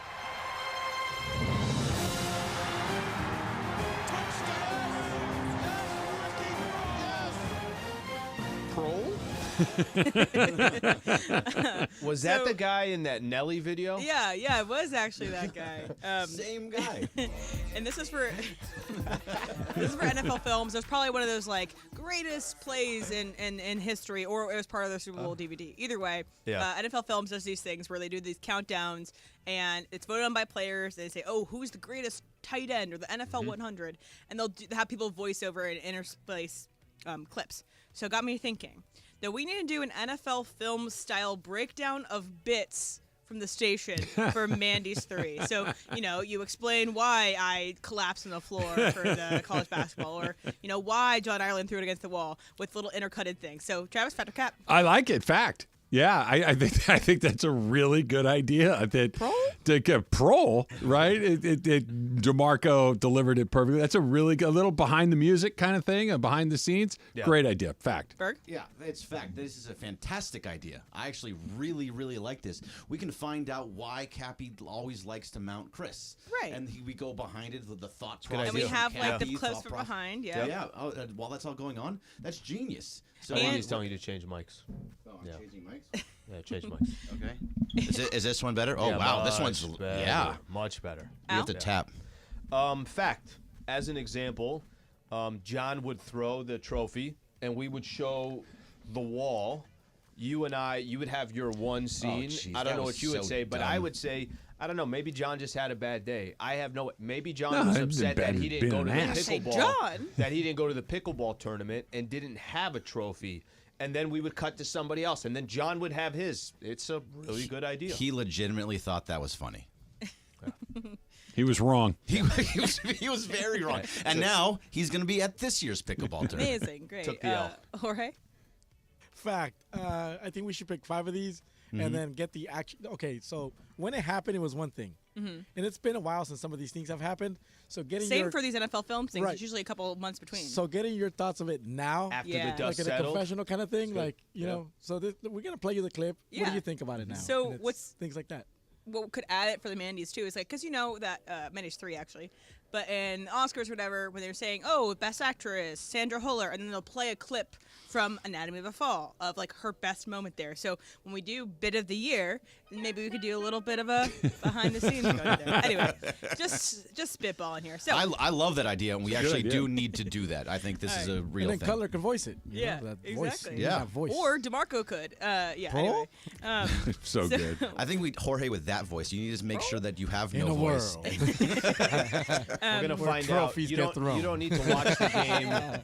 You don't need to watch the game this weekend. His voice will either be lost because the Niners won, or he'll have a perfect voice on Monday because they lost. I think it goes both ways. No matter what, he's going to lose his voice again. No, he win said or the lose. only way he lost his voice was that final drive that Niners scored on. Right. If it's close. It's Matthew Lillard's birthday today, and so he's known for many roles, including what he did in Scream. But what I know him most for is for his role in Shaggy in the live-action Scooby-Doo. All right, so Matthew Lillard is the best Shaggy. Greg, Factor Cap. I don't know who the old school Shaggy was, so to say that is a little bit tough. But yes, in fact, he is. And by the way, he's going to be at some event on Saturday, February 3rd, and my daughter's going to it to get his autograph. Oh, cool! Amazing. Because of Scream. So that's pretty cool. But yeah, I think him there. Yeah, I mean, I don't know who it was before. Do you have any idea? I do. You do? All right, so Is Trav, it the Patrick same guy Cap. that does Scooby? No, it's Cap because the guy that did the original one is Casey Kasem. Oh, yeah. Casey Kasem. Casey Kasem was the original voice of Shaggy. Changed my mind. Cap. Yeah, Casey Kasem is the answer. Ow. I'll still go fact only because of his role in Scream, and Scream was one of my favorite movies growing up. So I'm going to give him the credit, even though he probably doesn't deserve it. Jorge? Well, that guy wasn't even supposed to be an actor. I think he went to the audition with his girlfriend, and then Oh, really? Yeah, he wasn't supposed to be an actor. Or something like that. Yeah. So, Really? yeah, he wasn't supposed to be an actor. He just, went with his girlfriend, whatever, for the casting. Isn't and that then funny? that came And better. I'm sure stuff like that probably happens more often than not. That they want the person, all of a sudden they're attracted to the person that doesn't know about the role, doesn't care about the role. Maybe they in their mind they envision you can play that, like whatever that is. That's why fascinating. Milhouse got cast in Radioactive Man as Fallout Boy. right. He just showed up with Bart. Did the girlfirl get cast? Do you No. know? She no. didn't get the Oh, role. they are They not broke up together that anymore. day. Of course yeah. not. Oh no, they're apart now. That's They for broke sure. up that And if day. you're a Five Nights at Freddy's fan, he's also in Five Nights at Freddy's. I saw it with Riley. Yeah. Was she a fan of the game? Did she play Yes, the game? she played it all the time, so it was a big deal for her. Yeah. I didn't play the game, but yeah. But Matthew Lillard was also in The Descendants, which I love as a movie. No Saw Linda that, too. Cardellini questions about Scooby-Doo? Just because if you have them, direct them this way. She's great. She's great in everything. Okay. Yes, everything. Everything about that Scooby-Doo live-action movie was fantastic to me. It's one of my favorite movies ever. It was my car movie for a long time. My family would have it on our car DVD player or whatever. Big fan of that movie. Big fan of everybody in that movie and all of their work since. So if I'm a stand for anything, I'm a stand for a Scooby-Doo. So, do you know who absolutely does not like the movie and has never actually seen it? Is it Freddie Prinze? Freddie Prinze Jr. has Yeah. never seen it. He does not watch any of his movies. That's not okay. super uncommon among actors. But isn't that crazy? Like a lot of people Like a when they're big-time finished, movie like that? I get it, but like is it Helen Mirren that doesn't watch her? Yeah. No, She's all that. The Australian woman that's super. Nicole Kidman? No, Catherine Zeta-Jones? No, blonde. I think naturally does. She plays all the people we listen to. everything. Do you know any blondes and actors? It'll come to me. Cage. She's like maybe the best female actor working right now. That's not Nicole Kidman? It's not Nicole Kidman. Renee Zellweger? She, Margot Robbie? no, she might not be Australian. I could be wrong about that, but I'm pretty sure she is. It'll come to me. Move on. It'll come back to me. Great. I'm Googling blonde Australian actors right now. Not Reeves. All right, so one last question for you guys. So I saw ISS last night. Is the girl married to the guy from The Office? Jenna Fisher? No. She's No, not. Is she Australian? Kate Blanchett. Oh, yeah. I love yeah, Kate. yeah. Yeah. I could She's see that- Australian, right? Yes. Yeah. Yeah. See, I'm not gotta- crazy. Yeah, just didn't get there Yeah. right away. What is ISS? What So is it? ISS it stands for International Space Station. The movie takes place where two people go up to space, and it's the International Space Station, so it's shared with the Russians. And I'm not spoiling this because this is literally in the trailer. So they look out the window. Don't and, ruin the trailer. Okay. They look out the window and something happens. And so then they have to figure out what happens after that. All right, so you would go to space if given the chance. Al, fact or cap? Fact. Yeah, I definitely would. Now, I'm not going to grab a ticket for, hey, it's going to be Mission the first, one? Yeah. First 100 people, it's on us because we're not sure if you're coming back. I don't need that one. But, yes, fact, I would do it. I know some people aren't, some people want to wait till it's like the 10 millionth person. I'm okay with, let 1 million go up, and then I'm ready to go. Trev? I don't want to go to Phoenix. No. Cap.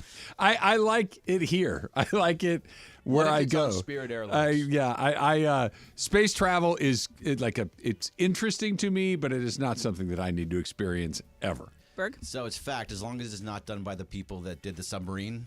It's not those people that did it. It'll be I'm PS5 totally all controller. Well, in that guy's defense, And it what was defense? just it's just that everybody that was an actual mariner said that's a terrible idea. Don't It's do not like this. nobody told him other than everybody. Yeah, but going to space would be cool. That's an opportunity to see something that only very few people get to see, and to look down in space and see Earth from above. It would be absolutely incredible. Yes, I would definitely do it. Yeah, I'm with Greg on this one. I think we'll go together. You point of view from your side of the window, my point of view from this side of the window. Hey, switch at some point. Yeah, let's go, baby. All in. Let's do it. I'm down.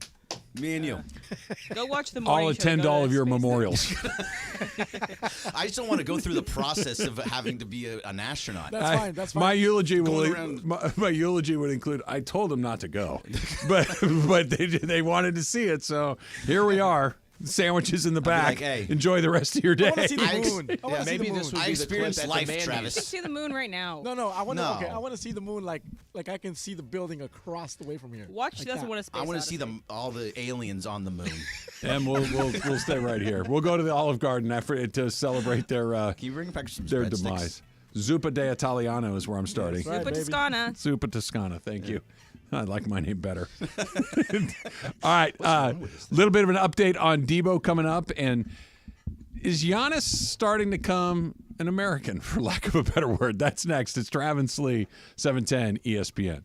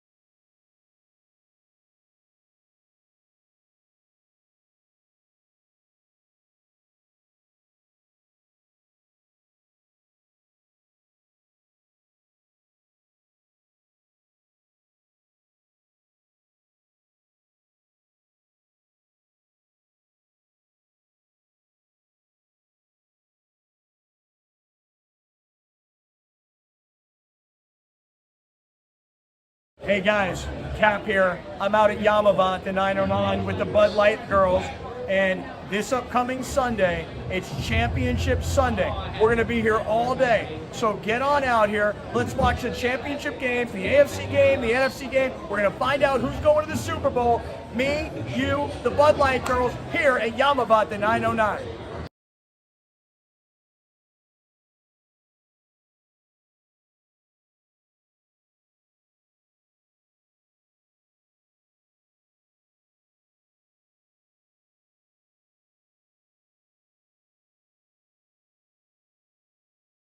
Travis Rogers, Alan Sliwa. Day has the same person dropped off food at your house twice in one day.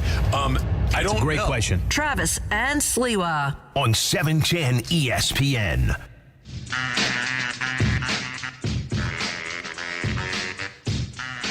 I All right, picked little- out my dish. What's that? I'm done. I picked out my dish. I know what I'm getting at Olive Garden.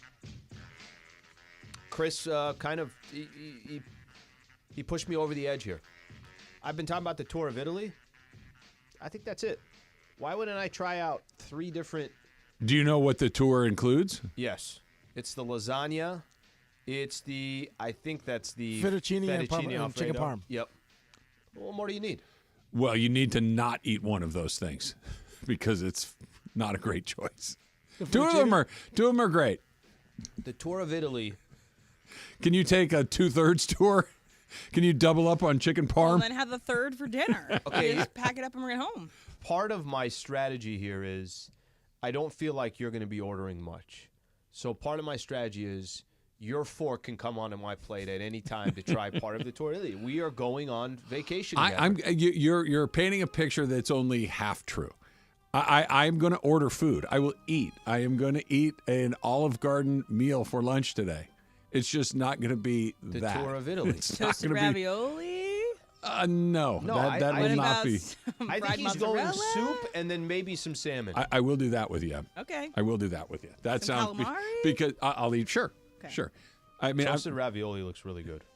is it just deep fried raviolis? Yep. And you're going to get the salmon, right? For You, your you entree? might be able to talk With me some into that. marinara sauce. Yeah, I mean, if you dropped this iPhone into breading and fried it and dipped it in marinara, it'd be pretty good. I'd take a bite. Yeah, I mean, hey, do you want this fried thing that you dip in tomato sauce? Yes, I'll take a plate full of that. Is there a sampler option that we have? Is that something that we could fire in there? The I don't only know, sampler but- they have is the tour of Italy of like you try Okay. these things, but we can order multiple appetizers. Anybody else yeah. love calamari? I mean, we're Yeah, going to who end up hates with calamari? 9 dishes before we even get to the tour of Italy. So I got an Ask M for you. We've been doing a TV/movie Ask M all day. I know I have one of these, and I know it pops up, and I think most people, a very, very famous movie that gets referenced all the time that you've never seen. Because for me, for a long time, it was The Godfather for me. That I had seen, I knew the story, I know the characters, I know what it is, but I had never watched it from beginning to end until I was probably in my 30s, right? And I've since seen it, but there was a good 20 years of my life where people were talking about it. I'm like, yeah, I know it, but I've never actually seen it. I think that I would like this movie. I just haven't gotten around to see it. The Matrix. I have not seen The Matrix yet, and I think that I would really like it. It's good. I just haven't sat down and watched it. Yeah. I like The Matrix. It was Like red pill, blue pill. blue pill, Yeah. red pill, Yeah. and it is a allegory. Yeah, yeah. It's a good one. It's really so good. The Matrix is probably the main one that comes to my mind. I'm trying to think here. Seeing The Matrix now, I only saw it once. I only saw it at the theater right when it came out. A lot of these movies, I wonder if they go back now and how It holds hold up. Oh, it does. You know? The Matrix absolutely holds up because it's a good bad guy, some kind of cutting edge special effects Oh, at yeah. the time where he's Yeah. dodging the Whatnot. bullets Yeah. and all that kind of stuff. It was good. You should see it. I know I'll like it, and I will see it eventually. It's just like, it just got to be like in the mood Yeah. to sit down and watch The Matrix. Jorge, do you have one of those? Just that hole in your resume that gets talked about? You're like, yeah, I actually have never seen that. Maybe not a movie, but I'm not a big Simpsons guy. Yeah. So that gets referenced a whole Come on lot. over. I'm Yeah. with you on that. And I'm just I like, don't know enough. Yeah, sorry. I don't know enough about I've The seen Simpsons. some episodes, Yeah. not a whole lot of them. Come on. Come on into my world. Because I've seen them all 48 times. And I tried taking that Planet of the Apes reference to my friend as I left the movie last night, and she had never seen it. So I was like, well, you can't see it now. I just spoiled the whole movie for you. Come on over. Come on over. Yeah, that is an ending that you need to not know about before you go in, for sure.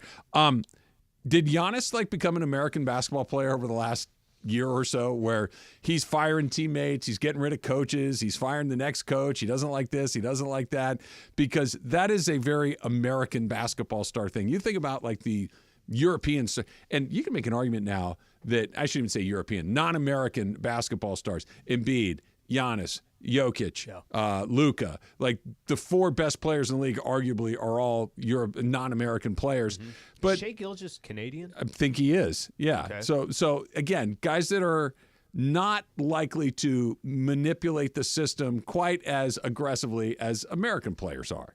And Giannis is very clearly manipulating the system to his advantage, which is fine. I'm not bothered by it, but it's a little atypical of Giannis, was. I think the question is, the Milwaukee Bucks had not won a championship in 50 years, whatever it was. And here comes Giannis. He gets them their first chip. And now you got a franchise that's basically saying, whatever you need, we're going to accommodate you. That doesn't mean that's always the best idea, right? And I think kind of the point that you're talking about, LeBron doing it when he was in Cleveland, that was kind of an easy one because you also didn't feel like ownership had any idea what they were doing. And the more influence that LeBron had, you thought that was better for the team. I don't know yet if Giannis's influence will be better for the team. I don't know yet. It rarely is where the players are making those calls. He gets his coach fired that had won an NBA championship Budenholzer. with him, right? In the offseason, they decide he has those 2 interviews where he's basically saying, I'm not guaranteeing the Milwaukee Bucks anything moving forward. I need to know that they want to win a chip as much as I do. Then eventually they trade for Damian Lillard. How Drew Holiday circles back around and is in Boston, and that's probably going to be your Eastern Conference Finals. 45 games in or whatever the case is, he ends up now the first head coach in his first year, second place in the East, gets fired. I'm not telling you that you're wrong with some of the moves or his influence that he has, but you do start looking at Giannis a little bit differently, right? You're like, okay, well, that's interesting that Giannis is... Well, before he was... We'll talk about this on the other side, because before Giannis was... Giannis's name comes up. It's like, oh, I love Giannis. Giannis is great. Yep. Giannis is about the Got hometown. the dad jokes. He loves He's Oreos. cheesy. He likes Chick-fil-A nuggets. he's all of that stuff. And when LeBron's name would come up, it's, LeBron's awesome, but man, LeBron is about LeBron, right? Like LeBron is always and LeBron on the... means business. Right. All the Yes. time. And every decision he makes is predicated on what's best for me. And again, that's okay, but it's a very specific lane to occupy. Giannis is getting into LeBron's lane a little bit. We'll talk more about that on the other side. It's Travis Lee, 710 ESPN. Is your vehicle due for service? Is it ready for that general maintenance trip? If it is, head into your neighborhood Valvoline Instant Oil Change, home of the 15-minute drive-through oil change, because for over 30 years, Valvoline has provided quick and convenient automotive maintenance services for busy people just like you. No dragging the kids into a dirty waiting room. At Valvoline, you don't have to sit there and think, are they almost done? Are they almost done? Are they almost done? Not at Valvoline. You stay in your car, nice and relaxed, while the expert technicians make sure that your ride is at its best, right? In, out, pit stop, down the road, car running great. Oil changes, tire rotations, transmission care, and more. Just pull up, drive in, and drive out in about 15 minutes. And there are over 80 locations ready to help you get your ride ready for the road in no time. So visit SoCalOilChange.com for locations and game-winning coupons off of your next Valvoline Instant Oil Change.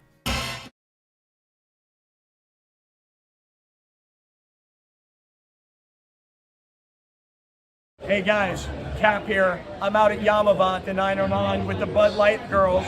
And this upcoming Sunday, it's Championship Sunday. We're going to be here all day. So get on out here. Let's watch the championship games, the AFC game, the NFC game. We're going to find out who's going to the Super Bowl. Me, you, the Bud Light girls here at Yamavant, the 909.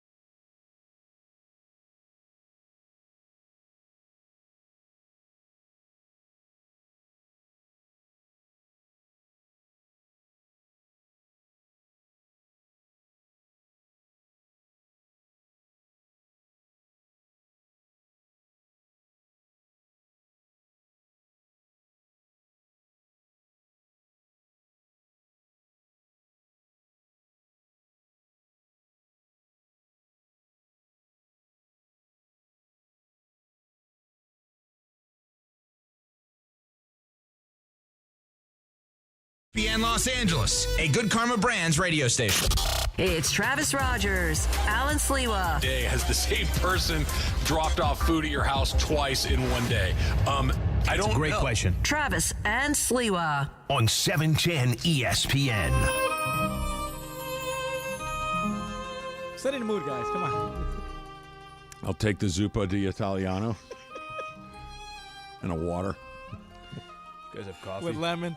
Yeah, Bottle of lemon, please. Exactly. I've got a little bit of news from Diana Rossetti, so not to derail this Italian conversation, but Jim Harbaugh is still in Los Angeles after a long day of meetings yesterday. He could still be meeting with the Falcons at some point this week if he decides to take the trip. Michigan is in wait-and-see mode. This is, you don't let him out of the building without signing the deal, right? I believe it's John Calipari. Doc Rivers was telling this story about John Calipari, that they had a free agent come to visit. I forget where he was, but Doc was a head coach somewhere, and they brought in the premier free agent of the season. And they had a great meeting. The guy's like, that sounds great. I'm in. We're going to do that. I got one more trip to take. I want to go meet with these guys, but this is where I want to be. And he calls John Calipari. Doc does. He goes, hey, I wish I could remember the player. We got player X. And he goes, he signed? And he goes, no. But he goes, you lost him. He goes, if they leave, they're not coming back. Oof. You have to get them to sign. And that's what this Harbaugh thing feels like. If you let him take a meeting with the Falcons, you don't have him. You probably won't have him. You better get him to sign that before they leave. Can I tell you something funny? And just that, is that any different than Sales 101, No, of course right? not. It's the exact same thing. You have the PO in your hand? Yep. Hey, I really think we're gonna do something with you. Call me on Monday. Yeah, that's probably not gonna happen. Yeah. That's probably not gonna happen. How about I come over there right now and we sign it? How about I email you the form right now and you sign it and send it back? Well, we were saying yesterday that they can't screw it up. Who knows? Maybe there's a little. They can't hire the wrong guy if they hire out of that pool of four guys. They can screw it up because they could just have the worst energy in the place, and even Bill Belichick or Pete Carroll couldn't turn it around. But at that point, you put it to you this way: the Chargers, you could say, yeah, Brandon Staley just sucked. Anthony Lynn wasn't the right guy at the right time. You can make that, whether it's true or not, who knows, but you can make the case. No one's going to say, you know what, Mike Vrabel just wasn't a very good coach. Jim Harbaugh didn't know what he was doing. Nobody's saying that. Those guys have made their bones in this league. It's not going to change. It's the Chargers. Yeah, so if Jim Harbaugh doesn't get it done and he is the Chargers head coach, it's the Chargers' fault and not Jim Harbaugh. Right. Yeah, I would agree. He's won that guy. I wish he were just even 1% likable. You know what I mean? Because he's he doesn't care, which I guess is admirable in one way. But USD, it's not a football school. He won games there. Stanford was terrible for years. They win right away. He goes to the Niners, who were bad. They were at a low point in their team history. He fixes it right away. They go to Michigan. They go to the CFP 3 years in a row. He wins a national championship. He knows what he's doing. That's why I'm a little surprised that even teams that were in the playoffs, that there wasn't more job openings opening up. Let me just give an example. Sean McDermott or Mike McCarthy. That's the best example, man. Just the teams that you think they got a roster, they're good. They were just in the playoffs, but something unexpected happened. We didn't know that these coaches were going to be available. 4 of them. 4 of them. So I'm 4 of them. And that's just 2 examples, right? But I'm sure there are. Isn't McCarthy the perfect one, though? I'm glad you mentioned him. And McDermott's not a bad choice either. But McCarthy, earlier in the season, there was some noise about McDermott because of the story that came out. Yeah, but they started to win, right? And at least they won a playoff game, and at least they beat the team they were supposed to beat. I guess they were supposed to beat the Chiefs too. Right. But Mike McCarthy has face planted multiple times against teams that he shouldn't lose to. They've got a loaded roster. I think the Bills are different because I think that it's one of those things where something isn't working. We need to change something. We're not changing Josh Allen, so it might be a change of coach, change of scenery for whoever comes Which happens a lot in sports. Yeah, but right? Where it's not. You're not saying that this coach is an awful coach. What you're saying is can another coach take us to another level? But then you got to have the timing right. Is there another coach available at the time that? Has the timing ever been more right if you're looking for a head coach right now? That's why I'm a little surprised that even teams that didn't think they might make a coaching change, that there hasn't been more chatter around that. Just imagine being the Chargers, being the laughingstock for so long, and you have Jim Harbaugh and Pete Carroll knocking down your door wanting to be your head coach. Be like, we really want this, we really want this. And that Pete Carroll was trying to make a last-second push. Imagine being the Chargers and being finally in control of their destiny and not imagine them like even the mess Chargers, I don't think can mess it up. They're going to hire one of those guys. Yeah. Whether it works or not is the next step. I want to be a fly on the wall, though, for those interviews. It's like, all right, Jim, what would you add to the Chargers? It's the other way around, right? Yeah, right, Isn't exactly. Jim Harbaugh interviewing them like, hey, this is what I need. Well, this is what I want you to give me. And it's not even this is what I need. I'll come in here, this is what it's going to look like. And there should be no, on the other side, it's like, hey, we understand. We're going to do everything we can to support you. And you know, even if you're ownership of the Chargers, this would be one of the first times where, even if it didn't work out, let's just say that Harbaugh's had success everywhere he's gone. Let's say he came to the Chargers and he didn't have success. That's not on ownership. Like, this could be one of the few times that they can kind of back away and say, we don't look like the idiots. If they go sign, there could be he made it work everywhere else and he couldn't make it work with you. Jim Harbaugh takes the job. He comes in here. He goes, I don't know, 8-9, 4 years in a row. Yeah. Is that Jim Harbaugh's fault? Mm-hmm. I don't think so. I think it's the Chargers. Because now, if he goes to the next place in their 8-9, then the conversation is, well, maybe Jim Harbaugh lost it, right? I mean, it's like when Kawhi, everywhere he went, they won championships. He hasn't won one with Clippers, so I don't know. I think we do know, right? That we do know because winners win wherever they go until they run into an unmovable loser like the Chargers, which should be on their media guide. Home of the immovable loser. I think that would sell a lot of tickets. No matter what we do, you're going to be disappointed. Come on in. I should be in the marketing department. Cool. Well, it's not their building. Put it in a program. Oh, yeah. Come see us play in the Rams' cool stadium. People were hitting me. This is when I was going more at it. I don't pay that much attention anymore. But I remember when they're like, yeah, but the Chargers, they're building their own training facility out in El Segundo. And I love when that article came out and people were trying to sell on, look what the Chargers are doing. They're this. And then you just read all the fine print. Yeah, they're renting it. That's not theirs. That's not theirs. That's not theirs, buddy. Well, I mean, that's what they choose to do. It matches. It absolutely matches.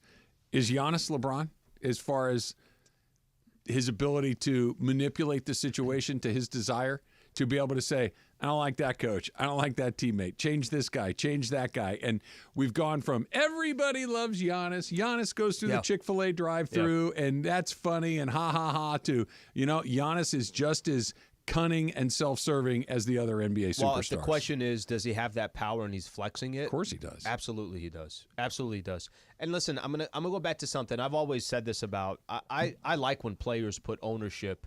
I like when they put that pressure on ownership. There's only a few times where you get players that are like, yeah, I'm kind of calling the shots around here. Doesn't mean it's going to work. I brought our topic up from yesterday to John and Michael doing the pregame show, and we were doing how many players have that power that can say, that coach, gone. And we are going down the list. John actually thinks the list is a lot longer, and it just shows you the player power. But we got to a team where I said, there's a team out there that nobody can fire their coach. Their player cannot fire their coach. It was Spoelstra of the Miami Heat. I'm like, yeah, that can't happen. I think what makes the Bucks situation interesting, I think the Giannis thing that you're talking about, LeBron James, that mixture there, right now it's okay, but your perception and my perception might change a little bit on Giannis. Maybe it already started changing. I think it has. And let's just say they lose this year and they don't win an NBA championship, which is it's very likely. There's good teams in the NBA for them to win it. They already got one. Okay, well, what happens there? Are you going to blame Doc Rivers? Are you going to blame Giannis Antetokounmpo? Are you going to blame Dame Lillard? Is ownership – don't you agree that good, stable ownership will not allow players to dictate how they listen. They listen. I but think that's ultimately, they're going to make a decision that's in the best interest of their company. Especially if you have sustained success. And one of the teams that has had sustained success in the NBA over the last, and I want to widen it out, like beyond just the last 10 years. Let's go 15 or 20. It's Miami. They've had different star players. It was Dwayne Wade and Shaq, right? It was Dwayne Wade, LeBron, and Bosh. Yep. It's Jimmy Butler and Bam. Yep. But it's a good example. Nicky Harrison, always been there. Sure. Pat Riley has been there for the vast majority of it. And Spoelstra's one of the longest tenure coaches. There's just this. When LeBron had a need, did they listen? Of course they listened. If Dwayne Wade was frustrated by something, of course they're going to listen. Do they get to make the final decision? No. Do you know? And I the know Warriors, it's I think, are kind of in that same category. They're definitely in that category. Remember when they traded? Who was it? Why am I forgetting? I'm blanking on his name. They traded Warriors traded a player. I'm blanking on name. He was the guard. Good. Oh, the guy with Curry from the South, from Alabama. I know exactly who you're talking about. Deontay something. Not Deontay. No, It'll come back to me. I'm forgetting the name as well. But remember when ownership booed? That ownership got booed when they made that trade. They made that trade, they booed, and it was like, what are the Warriors doing? Well, the Warriors had a plan, and they didn't care whether Monte Ellis, maybe? That's it. Yeah, Monte That's Ellis. it. They didn't care what your plan was. They had their own plan. The Dodgers might be a good example of this. The Dodgers are they're going to do it their way. I mean, and I'm not telling you that players. Not anymore. Okay, and not this, anymore. This is the first time that I think it's bent where it's, well, we're gonna let a player dictate, but I think there's only one player that you were gonna allow that to. 100%. Just like LeBron James was in his time, the only player that you'd probably allow to do what you do. Shohei literally has it written in that I get to leave if you do something that I don't like to him or to him. That's like, it's not just, hey, dude, don't worry, we're going to take care of you. It's literally written in his contract. That's the juice. And he's probably, the only one. And that's probably Ohtani having to deal with an organization that was so opposite. It's like, hey, I have to dot my I's and I got to cross my T's because I was with an organization. I didn't know what the hell was going on. Ohtani is kind of where Giannis was a year or so ago, right? Everybody likes Ohtani. Everybody likes him. No, we don't know a lot about him, but when you see, okay, I'm going to defer this money with the implication of you're not going to back pocket this and, make more for yourself. You're going to go spend it on Yamamoto. You're going to go spend it on Glasnow. You're going to spend it on Teoscar Hernandez. You're going to go spend it on James Paxton, who they went and bought the other day. That it's one of these, I have a seat at the table now. And I don't think this is likely to happen, but let's just say that the Dodgers get off to a weird start. Okay. And all of a sudden they do something super weird. Shohei's going to be involved in that decision. They're not going to make that decision unilaterally. And all of a sudden it's like, wait, who's actually in charge here? That's what happens when you get the best guy. Well, that's just the way that it goes. The best guy. On top of that, the financial flexibility he gave the Dodgers, he does have skin in the game. Literally. Hey, I'm deferring X amount of dollars. Yeah. That's the only way that you were able to But go what if do it's this not a and money go do thing? that? Let's say he hates Dave Roberts, and the Dodgers do not want to fire him. And he walks I'll tell you who wins. Of course Shohei wins. It's not even close. No. Let's say the opposite. Let's say he loves him, and the Dodgers are like, man, we got to turn the page on this. I think I know We've done who wins everything. too. Of course. Dave Roberts will be the manager of the Dodgers. You think so? Even if Ohtani hated his guts? No. Ohtani loves hated him. his guts. Okay. He's gone. Okay. Ohtani loves him. Dave Roberts He is gets to sitting make the call one way or the other. I think so, too. Yeah.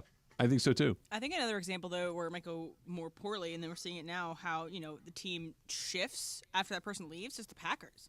So the Packers were made in Aaron Rodgers' image, and they got guys that were his buddies that would fit with him. Yep. They fired Mike McCarthy for Aaron Rodgers, and they've done other things like that where they were trying to maximize their Aaron Rodgers time, and he took advantage of that. And then now that he's gone, the Packers are pretty much the same place they have. But look how the Packers did it, too.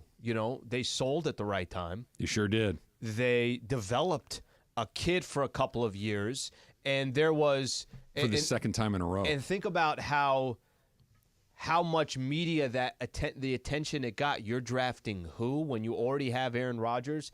They had a plan, Trav. They kind of stuck to the plan. And when the dust settles, they look like they're a competent organization. They do. It's the guys that do this for a living should be making the decisions, not the guys that play. Right, and the Packers drafted Aaron Rodgers when Brett Favre was not ready to go yet, and they said this is going to work out. They did the same thing with Jordan Love with Aaron Rodgers. Sometimes the other guy's feelings come second or third or not at all. But think we're about going to do it. But think about how many GMs and owners listen too much to the players. Most. Right? Most. They're not as confident in their own decisions, or they let the fan noise appease what they're supposed to do. Austin Reeves is a good basketball player. Is he good enough to be the third best player on a championship team? That's next. It's Travis Lee, 710 ESPN.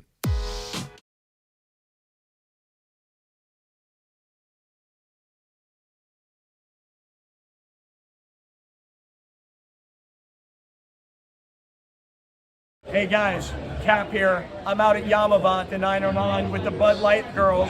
And this upcoming Sunday, it's Championship Sunday. We're going to be here all day. So get on out here. Let's watch the championship games, the AFC game, the NFC game. We're going to find out who's going to the Super Bowl.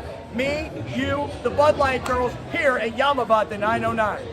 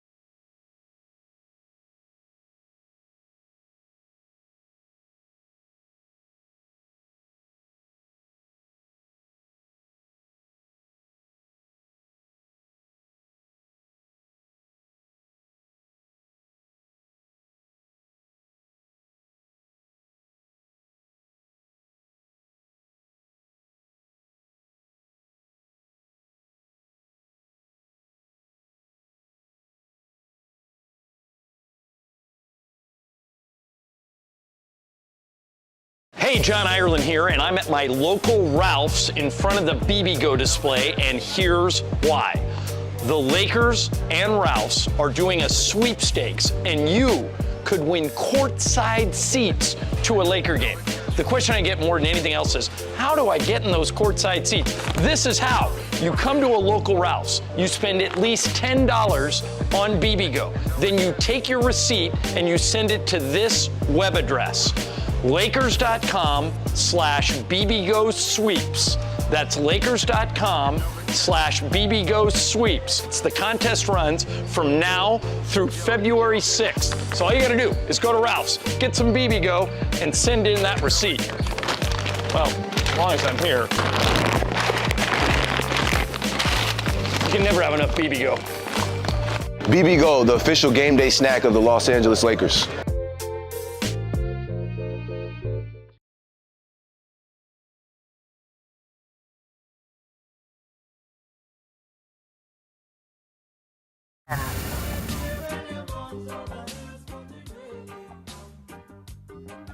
Slee, help me with something here because I'm clearly it's me.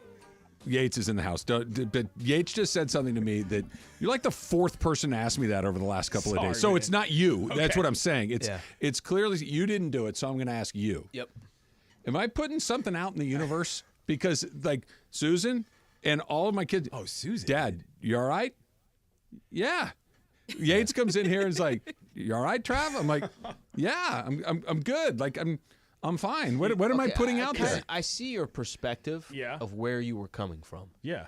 And sometimes you rub your I rub my face. You know, I do. I do. And you were like just doing that, and I think the hands were coming up, and you looked a little stressed out there. Yeah, Looked like looked you were like a you little had stressed given up, out. I don't know, 3 homers in the first 4 batters kind of look. You know, that was the vibe I was getting. Lance Lynn is out there. I don't. I've definitely given up back-to-backs. I'm trying to think if I ever did 3. I don't think so. There was a Lance Lynn element to the look when I walked into the I studio. usually didn't get a chance to give up the 3rd. I was going to say, yeah. You're Clayton Kershaw in the dugout, just like hunched over. Yeah. Like Michael comes through the door yesterday. I'm sitting on the couch. I have my laptop up. Okay. I'm believe it or not, I'm shopping for something, right? Oh. And which I never do. And he goes, "You good?" I'm like, "What?" He goes, "You good?" I'm like, "Yeah." I'm like, once you get more than 3 of those, yeah. That's what I'm saying. When you said it, I'm like, I'm clearly doing something. Just I didn't catch the vibe. Okay, good. I'm glad normal because to me. I don't feel like I'm did in wear a bad jacket mood today, so because it's 8 degrees in here. You're scarred because of the golf. Yeah, I got a little wet. What's up, Yates? Nothing much. Just got through. I'm mad about the Hall of Fame. The Hall of Fame makes me so irrationally angry. Can I try to help? Yeah, I don't care about it. It's out of my world in the realm. But I think both of you guys care about it. I because don't. You guys say you're upset at it, and you don't care. I'll tell you why, and I think you'll understand this. It takes up way too much airspace amongst what regular baseball fans care about. And that's the average baseball fan, I don't think cares about what happens on a stage at Cooperstown High School in the middle of the summer. They just want the history of the game to be properly reflected. It's not even about the numbers to a lot of people. And you're telling me that an Andrew Jones, the greatest defensive center fielder I've ever seen, and you're telling me that a Gary Sheffield, a guy with 25 homers for 6 different teams and who was an all-around generational player, how does this become the story every year? This is why I'm not a member of BBWAA, flat out. And I write about baseball. Ask because I feel the way you feel, then I feel like you do care. No, I don't vote. I stay away from this for this reason because I don't want to be involved. I do not want my reputation as a writer of that game to be sullied by what they choose to do with one museum in freaking We upstate had New York. a 20-second conversation about it off the air, and I was asking you the same thing. I'm seeing the Beltray stuff. I'm seeing all that stuff. And I asked, hey, do you care about this? And you take it from there. Not really, because there are too many guys that shouldn't be in that are in, so I gave up a long time ago. Exactly. We're all along the same lines. I'm of the opinion, and not just the Baseball Hall of Fame, Halls of Fame. Sure. Like attorneys general. Halls of Fame. Or Coles to sack. Right, Coles to sack. Thank you, Emily. That is right? awesome. Yeah. That surgeons general. Yeah. They should be virtually impossible to get into. Okay. That's my opinion. Right. And the Hall of Fame should be for Hank Aaron and Willie Mays and Ricky Henderson and Bob Gibson and Clayton Kershaw and Ichiro and Vince those Scully. guys. Right. And not Scott Rowland and Harold Baines. No. Right. So the second we got there, I'm out. I'm with you. Because we're never taking guys out, so I'm out. But just as somebody has to answer questions about this, it gets very annoying because I don't want to do that back and forth. I'm like, look, there's certain guys that are one thing or the other, but the reason why, and I bring up Chef for a reason. He played out here for a while. Beltray played out here, started his career here, obviously great. Chef really cares. You talk to Gary, sure. He's upset about it, and that to me is There's so a huge heartbreaking. financial component There to is it as well. Absolutely. There's guys that would have much bigger money-making opportunities Yes. as a result of being able to say they're Hall of Famers, but it sucks when you know a guy who actually has his feelings hurt by the fact that they're not in it. Trav, you're talking about marketing-wise that, hey, I'm Hall of Famer You show Gary up at Sheffield. I'm just using very broad strokes here. Yep, an You appearance. show up as a card show, and if you're Gary Sheffield, 13-time All-Star? Yeah. That's one fee. 9-time, I think, yeah. Yeah, Gary Sheffield, 9-time All-Star, Hall of Famer, that's a different price point. It's true. It's just different. It's very true. And I don't know that Chef cares about it for that reason. And he's got plenty, but he's a guy that says, hey, man, I was better than these guys. You know what I mean? There's a competitive aspect to this that a lot of old guys still have. I think I was talking with Greg about this yesterday, that with Sheffield specifically. Every time he came up against my team, it's like, oh, damn. Oh, man, here we go. And that's like a really good litmus test. Every time he came up, you're like, you fear him? Him? Yeah. Oh, man, really? Scott Rowland came up. We're all right. Scott Rowland struck as much fear in batters as I struck on the field at the friggin' ESPN LA All-Star game. He's Scott Rowland. He's a guy. The time that I started hearing the most about this is such BS. This is Scott Rowland. You actually were the one that it lost predates that. He's maybe the best example of this, Perhaps. but like the Ring of Honor the Ring of Honor exists for Scott Rowland. Yeah. The Ring of Honor exists for Craig Biggio. Is he incredibly important to the history of the Houston Astros? Absolutely. If you are an Astros fan through the 90s and early 2000s, Craig Biggio should have been your favorite player for good reason. He was really, really good. Yep, played 3 different positions. Can you tell the history of baseball without Craig Biggio in a hot minute? Let's go. And that's the test for me. I would give you that. And I think Sheffield is just above that. Simply because he unseated Robin Yount as a shortstop. People forget that. And the way he played. That is an iconic batting stance. Every single kid in the 90s did that. That is what you did if you were playing with your friends. I'm sorry, that has to count for something for me. I leaned back at left-handed and tried to be George Brett, but that's just me. That's not bad either. That's not bad. Did you go to Cooperstown recently? No, I've been to Cooperstown once. People sleep on Cooperstown. It's a weird place, bro. Like I said, they do that ceremony on a high school stage in the middle of the summer. It's I've never not been. some big thing. It's in East New York or wherever it is, and it's like this carnival town. They used to have a short season single A squad there, but Cooperstown is a very odd place. They do like it's not Little League, like the brand of Little League, but youth baseball tournaments. They do that all summer I would long. imagine you would love to go. Like I that, would. That I would. be... I don't need to go to the induction ceremony unless just, there's a personal reason to go. But I would love to see the museum. It's a very cool museum. That I will give you, and it's got stuff in it that isn't just about the players. It's got a lot of different things about like. And this is weird, I think, for other sports, but for whatever reason in baseball, it connects to me. The bat that X guy used when he did such and such, the pair of batting gloves he was wearing when such and such was happening. That is cool. And I like the randomness of it all. And I don't even know if something like this, but like Mark the Bird Fidrich's Sports Illustrated cover with Big Bird. I want to see that. Like it's the random stuff. Like can you tell the history without the bird? Yeah, you can. Sure. But is baseball better with the bird? That's Hell cool. yes, absolutely. Hell yes. I want to do. Hard to get to that. though. Cooperstown, not an easy place to get to. No, you pack a lunch. Yeah, right. big time. For sure. Little breaking NFL news: the Dolphins and Vic Fangio have mutually agreed to part ways. Sources are telling. I'm assuming this is Schefter, Emily. Just telling Fowler. Okay, Jerry Fowler. telling Jeremy Fowler. Fangio now will be the top target for the Eagles to hire as their DC, and a deal is expected. Miami's allowing Fangio to leave to be closer to his family in Pennsylvania. Fangio and the Eagles had an interest in working together in 2023, but it did not work out. This time is expected that it will. So the Eagles kind of had a weird one where they demoted their DC, put Matt Patricia in charge, which, okay. Cool. Like, are you trying to get worse? Sullied. He's sullied. Clown show. They sullied it, and now here you go. Do you like the Olive Garden? I love so I got to run right now, but when's the last time you've been to Olive Garden? Yates, it's this specific Olive Garden. No, see, I me sent and him her share TikTok sometimes. Yes, I sent her an actual social post about said Olive Garden. Oh, and now that I know that you're going, I kind of want to join. What time are we talking? Right after the show. Right after the show. Yeah. Oh man, this could work. I'll connect to that. You could always pop by. We'll get a five-top. It could be a pop by. It could be a pop by. I'll see you guys later. I'll see you guys. He said pop by. Now I want to go to Popeyes. There's a Popeyes nearby that Olive Garden. Don't worry about it. now I really want the Popeye sandwich. 2 for 1. It could happen. Maybe this Olive Garden will start the shame spiral, and then eventually maybe we'll get some Popeyes. Emily just hit the bullseye. Unfortunately, that is exactly what I am trying to avoid today, and that she knows that bothers me a great deal. Hot and Cold's coming up next. It's Travis Lee, 710 ESPN.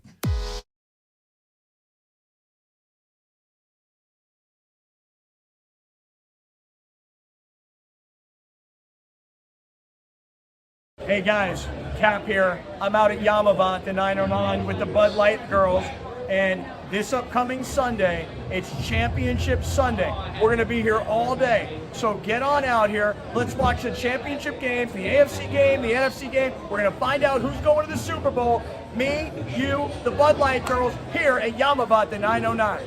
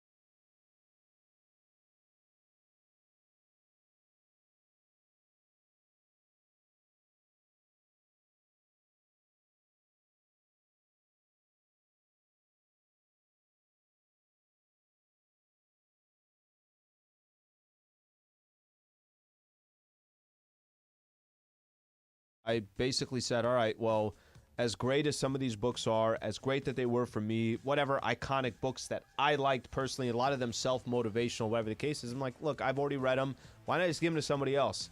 I remember this was when I was living in Silver Lake, and I knew exactly the location there. They had a few books there. By the time I was done, it was completely full. And in my own little mind, I was like, all right, let somebody else enjoy them. I think that's the coolest thing. I love that that homes have it. So, yeah. Do you – there are – I think it's littlefreelibrary.org or something like that. I think that's it's a company. Yeah. It's a nonprofit that I think puts them up. there are only a very few books that I reread. Like once I read them, I move on from, like, I'll rewatch a TV show, I'll rewatch a movie, but I could count on one hand and not need all my fingers of books that I've read more than once. I'm the same way. It's because of the amount of time you spend on a book as opposed to a time spent on a movie. Like a movie's 2.5 hours. A book is multiple days of reading likely. Yeah. And so, I'm not doing that. Here's what I've done.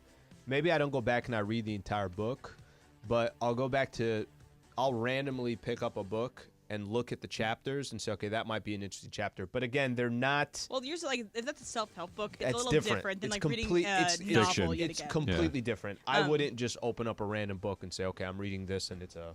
But I'm bringing it up, not because I love this discussion about the little free libraries, but a house in Sun Valley is trying to do it for Blockbuster. So it's like a little free Blockbuster. Great idea. And you have little DVDs, and you can switch them out. And that's an amazing idea, I think. And, again, physical media, if you still have your DVD players or whatever, some things you can't get streaming. And so it's cool to have a little place to do that. It's a great idea. Yeah. I also baseball cards. You got a 78 Davy Lopes in there? I need canned foods. All right, now time for What's Cold. Tuna. And now, time for What's Cold. Fur coats. All right, so. Take beans and leave tuna.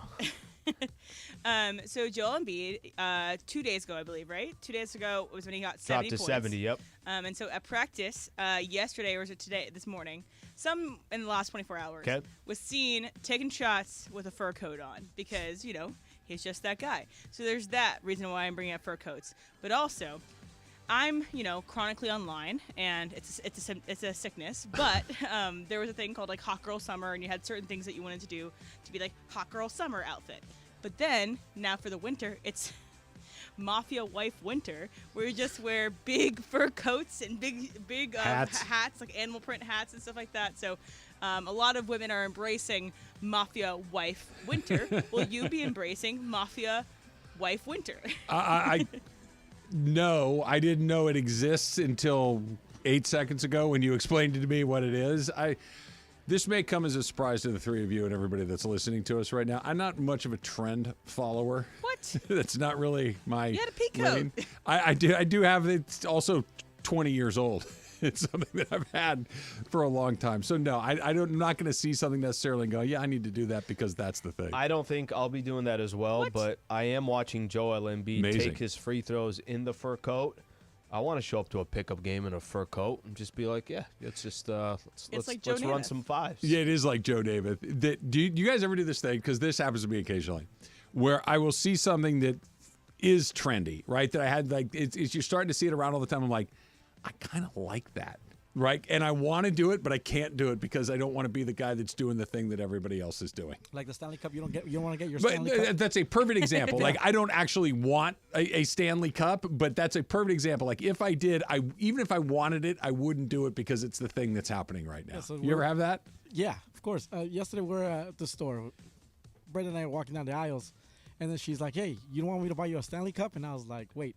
What do you know about the Stanley Cup?" She's like, food, like the Stanley mug. Not the Stanley Cup, a but in Stanley my mind, Cup. I was like, wait, what about the Stanley Cup? Not even playoff time yet. Like, She wants you to walk around with you. Babe, go have through you the even grocery looked store at holding the it over your head. standings? I've seen like poor grandmas didn't understand what their grandchildren wanted for Christmas, and so got them like replicas of the Stanley Cup, like the That's NHL awesome. trophy. Yeah, but That's great. that's still also great. That's great. I would rather get a replica of the Stanley Cup than a Stanley Cup.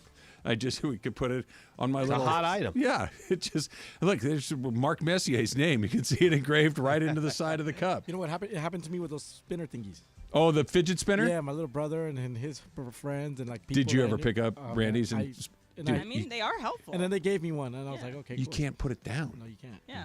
that once you pick that thing up, that's a wrap. You're spinning that thing for a solid 15 minutes before you stop. That was one of those things where you're like, hey, Did you get it? it's Where you cool. hold on your finger and spin it without it falling off, or try to.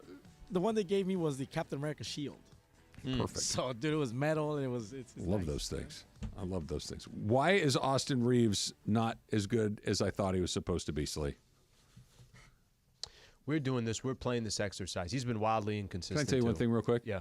Who's hot and who's cold? It's brought to you by Next Gen, the official AC Heat and Plumbing Company of SoCal sports fans. Call 833-3-NEXGEN or visit nextgenaironplumbing.com. That's why. Carry on. That is why. It's because we didn't do the Next Gen read. That's right. You and I were talking about this. Listen, I know there's a lot of noise towards D'Angelo Russell. And first off, let me just point out here. I know it's not that they're stacking up wins or anything like that. Since he's been back in the starting lineup, Lakers aren't losing games because of D'Angelo Russell. I think D'Angelo's been really, really good over these last 6 games. Does it mean that they've gone 5-1? No, it hasn't. But we talk a lot about D'Lo. Austin Reeves has been very inconsistent too. Go look at Austin Reeves' efficiency.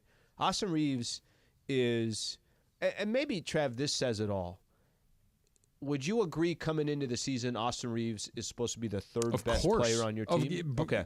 Yes. Okay, so could I tell you what the levels of the third best player on your team for the contenders are? Who would you say is the third best player for the Denver Nuggets? Porter or Gordon? Okay, or. Right. It could be either one of them. Right. How much better? Like KCP, who's the 5th best player on their team, is more of an Austin Reeves comp. Okay. I'll buy that. Okay. And track where I'm going here. The Boston Celtics, is it Porzingis? Porzingis? Is it Drew Holiday, who's a baller? Could it be Derek White on any given night? Holiday. Yeah, that's a better answer. Those are really, really good players. Right. Okay, and I'm just looking at the contenders here. If you keep going down the list, and if I said the Minnesota Timberwolves, you got Anthony Edwards, you got Karl-Anthony Towns. Let's say it's Gobert. That's the defensive player of the year. That's a guy that impacts games because he can dominate one side. Might be Mike Conley on another night. The point that I'm trying to make is... the Clippers? Is it James Harden? It might be James Harden. And the worst part about it is it could be... Paul George? There can be a night that it's also Norman Powell drops 25 for you. That they have that much depth. If Austin Reeves is your third best player, I think that when you start looking at the teams that are really, truly contending, that are going to be in the mix when the dust settles, I think that's apparent of the Lakers just don't have enough talent to complement what LeBron James and Anthony Davis are, and there's wild inconsistencies from some of these other role players. I agree with you on the talent thing. The part with Reeves specifically is Austin Reeves can have moments where he is a really high-quality NBA player, especially on the offensive end. Not so much on the defensive end, but it's the wild swings. Like some nights he'll give you that's more than good enough as your third best guy. Is he as good as Beal as your third best guy? Probably not. And Holiday, probably not. We could go down the list of all the teams. Is it Tyler Hero in Miami? Probably not. But is it good enough for the Lakers? Sure, because you have 2 of the 10 or 15 best guys in the whole league. But he's not. He doesn't give you that night after night after night. And I get it that's why he's not a 1 or a 2, because the third guy isn't as steady as the 2, who's not as steady as I understand all of that. But even that fluctuation with the expected fluctuation and the actual fluctuation, they're different.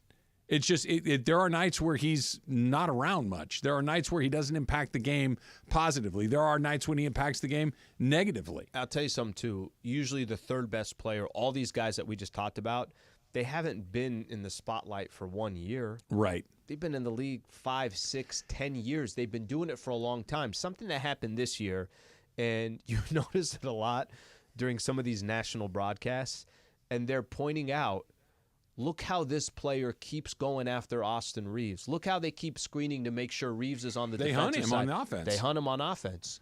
Austin Reeves doesn't have 4 or 5 years of experience. Austin Reeves is kind of, okay, wait, so I got to go play 30 minutes running around on the defensive side, and then you still need 17, 18 minutes from me on offense. And by the way, the other teams are now planning for me on offense, and they know what my tendencies are, my strengths, my weaknesses. And this is the part that is just life, reality. It is an... It's also what makes... It's an unchangeable factor. He's on the Lakers. So the pressure that comes along with it, the attention that comes along with it, the spotlight that comes along with it, if you are the third best player on the Lakers, every time you don't play well, it's a much bigger deal than if you're the third best player on the Milwaukee Bucks. You have a bad night, nobody really talks about it all that much. On the Lakers, hey, what's wrong with him? And that's never changing. And you don't want it to change. The Lakers are the league. But the pressure that comes along with it, forget it, man. The Bucks' third best player is Chris Middleton. He's an all-star. Yeah. Former all-star. It's a very, very different experience. The Dump's coming up next, and then Olive Garden? That's right straight ahead. It's Travis Lee, 710 ESPN. Rotolo Chevrolet has won Dealer of the Year 13 years in a row. Think about it. You know anybody that's won a championship 13 years in a row? You know anybody that's won MVP 13 years in a row? No. Rotolo has. 13 years in a row, Dealer of the Year. And Mike Capozio gets all the credit, right? Mike Capozio's been running the show at Rotolo Chevrolet for a long time now, and it's a simple philosophy, but one that they execute perfectly year after year after year. When you walk onto the lot at Rotolo Chevrolet in Fontana, you're the most important person there. They make you feel like that. They treat you like that. They're honest. They're upfront. They're courteous. And you love what you buy. And you feel good about what you buy. And Mike Capozio makes sure that everybody understands that works there. That everybody understands that they take care of people, so they tell their friends and they tell theirs. That's why they're Dealer of the Year, year after year. So if you've been looking for a Silverado, if you've been looking for a Chevy car or truck, going out to Rotolo Chevrolet. It's right off the 210 freeway in Fontana, Sierra Avenue exit. You can't miss it. You will not miss it. And tell them that Travis sent you. If you can't get out to the store, go online. All the things I just said, true online as well. ROTOLO, ROTOLO, RotoloChevrolet.com. Coming up today.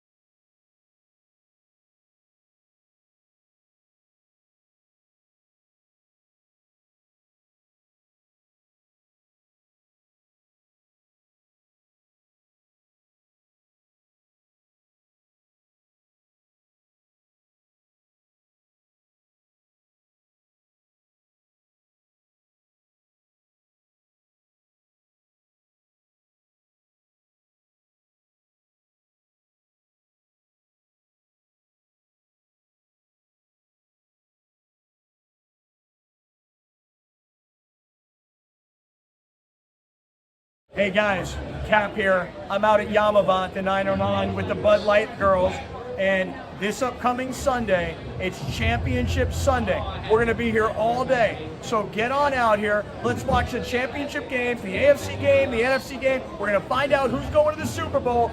Me, you, the Bud Light girls here at Yamavant, the 909.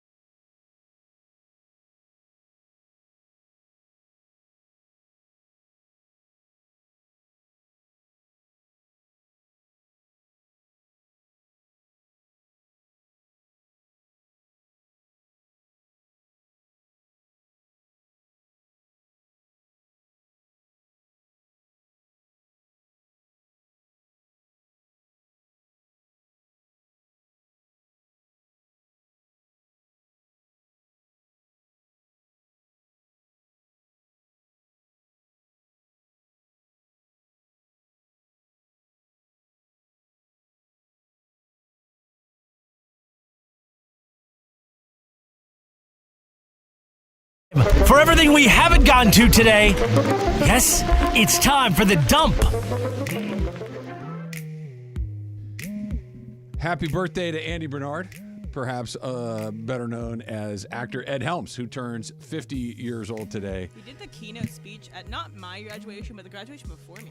How'd he do? Did you get to hear it? It was good. Yeah, I mean, they put it out on social media the day after, and he sang a song with our a cappella group, which actually was the a cappella group that was featured in The Office as well. Oh, okay. So it was very cute. It had the proper amount of wisdom as well as funny jokes, which is what you want out of a commencement speech. You want something that you remember, and clearly you remember that one. I couldn't tell you who gave mine. I couldn't tell you what was it about. I know John has told the story about that. I wasn't. That was not a thing that was a thing. Okay. You know what I mean? It wasn't. I know that it is now, but that's not what it was. John had Carol Burnett give his command. I mean, what an amazing person to have. Do you remember who gave yours? No. No, me neither. No, I do not remember. I do a couple times in Silver Lake when I used to live there. I'd go to a Starbucks there a couple different times, just there in line. Ed Helms? Andy Bernard. Yeah? Did you ever shout him up? No, I always felt I don't like doing that. And as much as I would like to go up to him and say, hey, man, just want you to know, really love your work. Hilarious in this role, hilarious in that role. I feel like they're probably told that so many different times. Now, they could easily, on the other side, be like, if you came up and said that, that would be all good. I'd feel good about it, whatever the case is. But do you ever get tired of hearing, hey, man, I like what you do? Absolutely not. Right. Here's the difference. I may get told that a couple of times a month. He's told that probably 30 times a day. Totally different, but the hey, man, you're Andy from The Office, that would be like, yeah, dude, I know. But if hey, I really think you're great. I think you're really funny. Just enjoy your day. I think that never feels bad, right? Yeah. Rainn Wilson shared this kind of sweet interaction he had. So he was on a flight. It was in Portland area. And one of his attendants, right before he got off the flight, she had written on a piece of napkin, said, "Hey, really love what you did in The Office. Got me through tough times." Put that on a napkin and just gave it to him before he got off the flight. And I think that is a space where you can give whomever you're trying to approach some space, and then they can come up and talk to you afterwards if they wanted to. And another cool thing from The Office, I listen to the Office Ladies podcast every week, and they have these people that had extremely small roles, very, very small roles. So they had, they talked about the Open that was the Asian Gym Open where they replaced Jim with that's Randall Park, right? Yeah, it's Randall Park. Yeah. And he wasn't huge then. I mean, in terms of he's much better known now than he was when he was cast in that role in The Office. But people call him Asian Jim still today and will shout that. And he forgot that he was on the show for a second because he literally was in and out in 1 hour. And so it's so funny how The Office is so indelible, and even those small roles, people are like, that's the thing I get recognized for the most. That would be the best thing, right? To actually have a thing, because he's gone on to have success in his own right. Yeah. And he's a very successful actor, but to be known as to your point, he's on that show, it can't be a minute long. It can't be. It's max a minute. It's an Open. It'd probably be 30 seconds where he's actually I know there's the picture and all, but to be known for that, that's awesome. Yeah, it is. That's awesome. I would like that a great deal. Happy birthday to Sean McVay, who's still not 40 years old yet. 37, 38? I think he's 38. He's 38, yeah. He's no longer the youngest coach in the NFL. Somebody has usurped him. Gerard Mayo. Gerard Mayo is now the youngest coach in the NFL. He'll be going into his 8th season with the Rams next year. And Gerard Mayo is only a month or two younger. I know. That is both the ever done and the luckiest thing that the Rams have ever done. I was going to say, you've been a part of the Rams broadcast now. Since they moved, have you been a part of the Rams broadcast since they moved back? Yeah. Okay. They hire Sean McVay. Do you remember? I do, vividly. And what was your... I can tell you I may have... Anyway, I tell my stories all the time. They hired him. I knew the name, but I didn't know anything about him. So at the time, I was working with Kirk, and Eric Davis was also part of the pregame show. Told the story. Yeah, I do remember and this. Yep. I texted both of them and saying, what do I know about... Do I like this? Yeah. What do you think about this?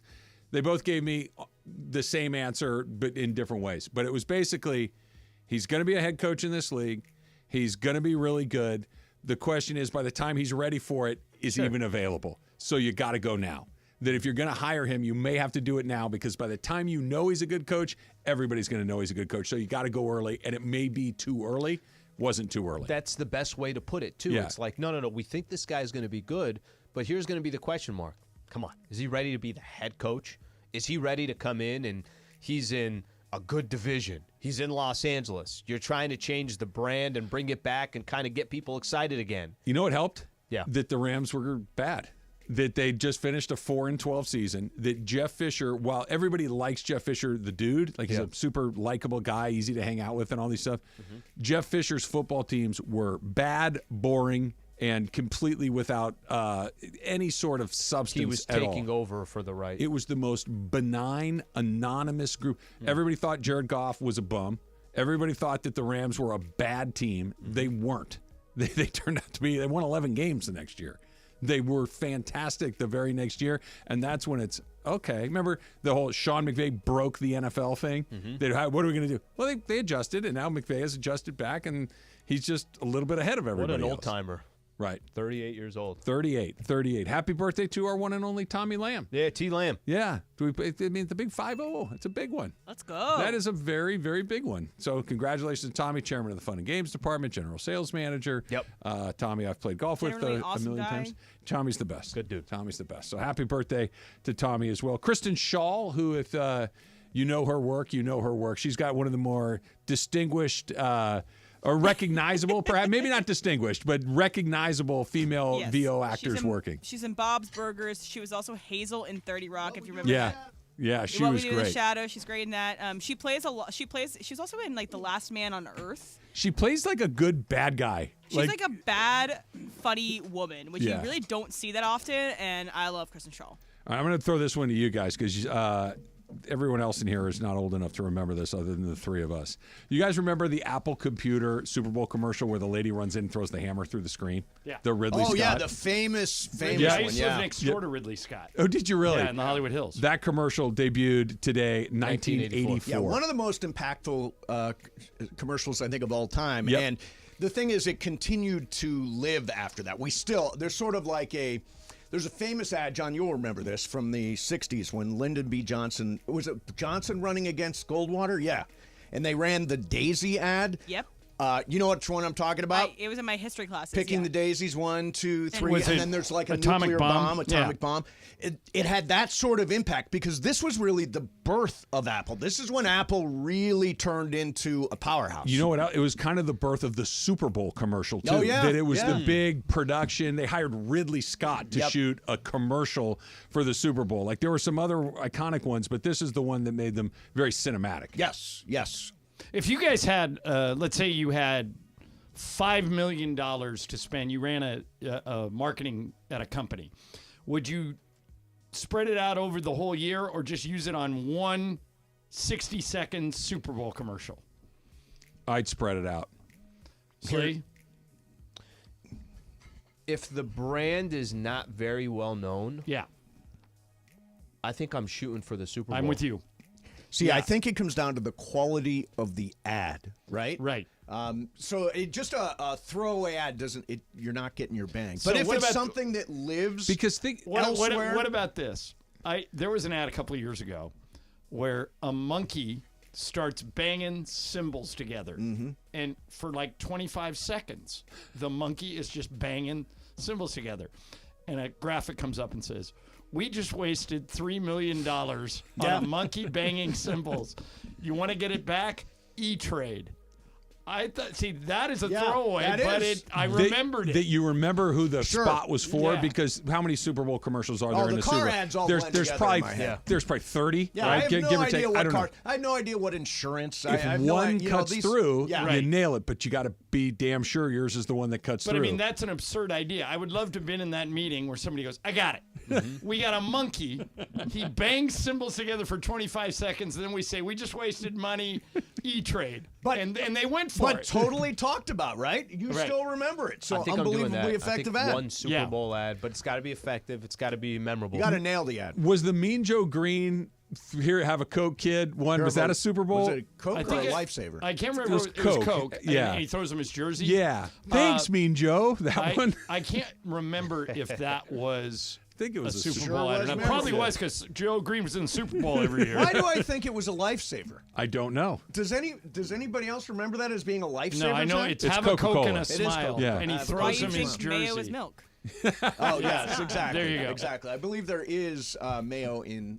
There is milk in lifesavers. Yes. Yeah. Yes. Only the clear The ones. white ones. the- The white yeah. ones. Yes. Let's do a little Supercross talk. ESPN AM 710 Los Angeles. KRDC AM 1110 Pasadena, Los Angeles. K256CX 99.1 FM, Pasadena, Los Angeles.